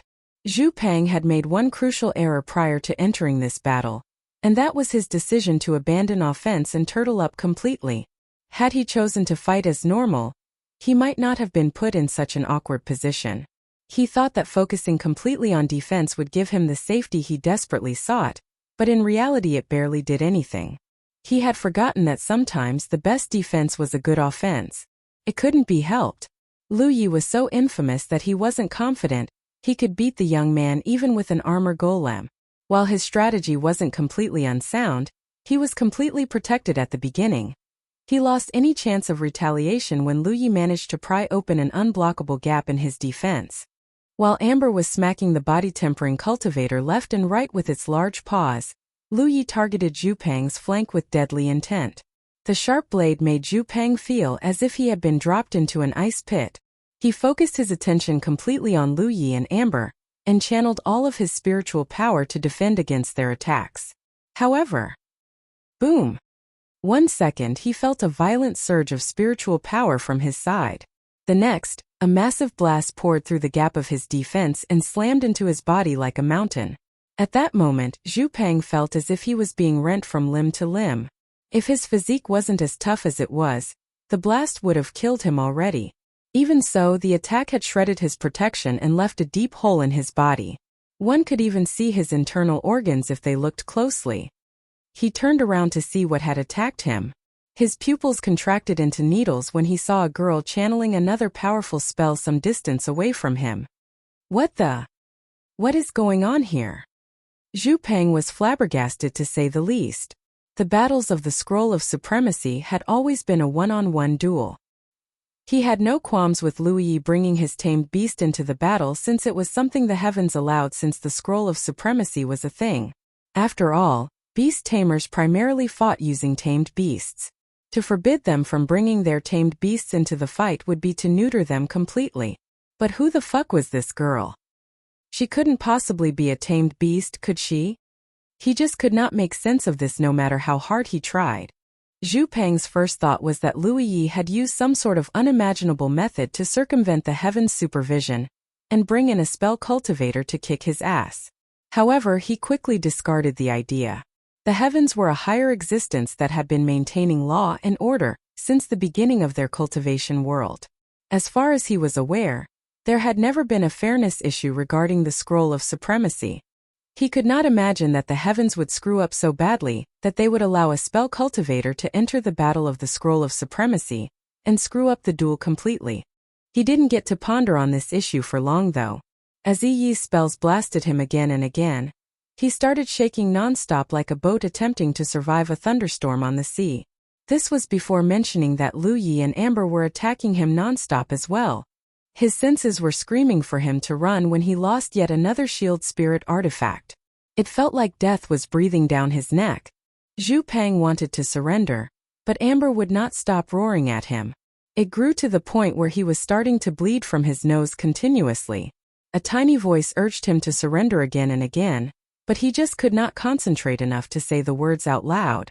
More spells struck his muscular body when finally, a sharp blade slipped through his broken defense, pierced through his lower jaw and out of his skull.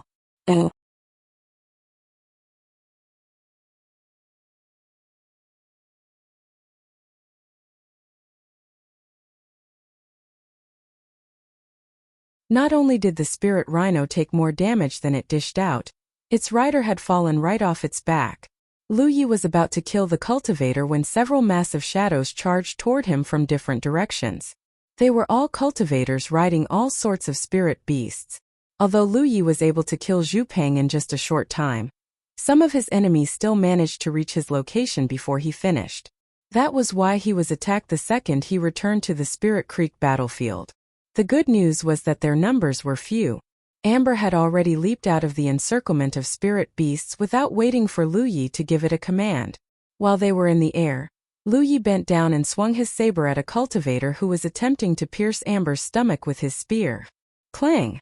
The attack was neutralized without issue, and Amber landed about 30 meters away from the encirclement. It immediately took off into the distance while the 1,000 demon-rich cultivators hurriedly turned around and gave chase. For a time, a white tiger could be seen running across the plains while being chased by a random assortment of spirit beasts. Their riders cried, "Lu Yi is here! Kill Lu Yi! Do not let him escape!" If someone were to look at the ground from a bird's-eye view, they would see many more riders converging upon Lu Yi's location. There were at least 30 of them. Lu Yi was glad that he managed to kill Zhu Peng as quickly as he did. If he was even a dozen breaths slower, he would have had a much harder time breaking out of the 1,000 demon ridges encirclement. Suddenly, both Lu Yi and Amber heard a series of whistling noises from the sky. They were being attacked from the air. The attack had caught both of them off guard. Despite Lu Yi's swift reaction, he only managed to parry some of the attacks. The rest struck both him and Amber. Everyone including Lu Yi himself thought they were fucked, but then something hilarious happened. The attacks had practically bounced off both his and Amber's body. Lu Yi looked up and saw a dozen or so bird-type spirit beasts flying in the sky. Their riders were raining arrows at him. Their tactic was sound, but they had completely underestimated Lu Yi's physique. How powerful was an arrow without spiritual power, even one that was shot by a cultivator from an incredible height? The best the arrows could do was to scratch Lu Yi's skin. As for Amber, the arrow couldn't even pierce its fur. How is Lu Yi so tough? The 1,000 demon-rich cultivators were stunned by how ineffective the arrows were.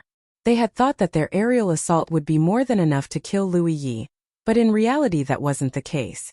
To be fair, Lu Yi was way tougher than the average combat cultivator. His physical change had first begun at the Dragon Spring. The Dragon Spring itself didn't improve his body too much, but the dragon scale he had obtained from it was a different story. The blood chi in the dragon scale could strengthen one's physique, so Lu Yi used it whenever he could. By now, he had completely depleted the dragon scale.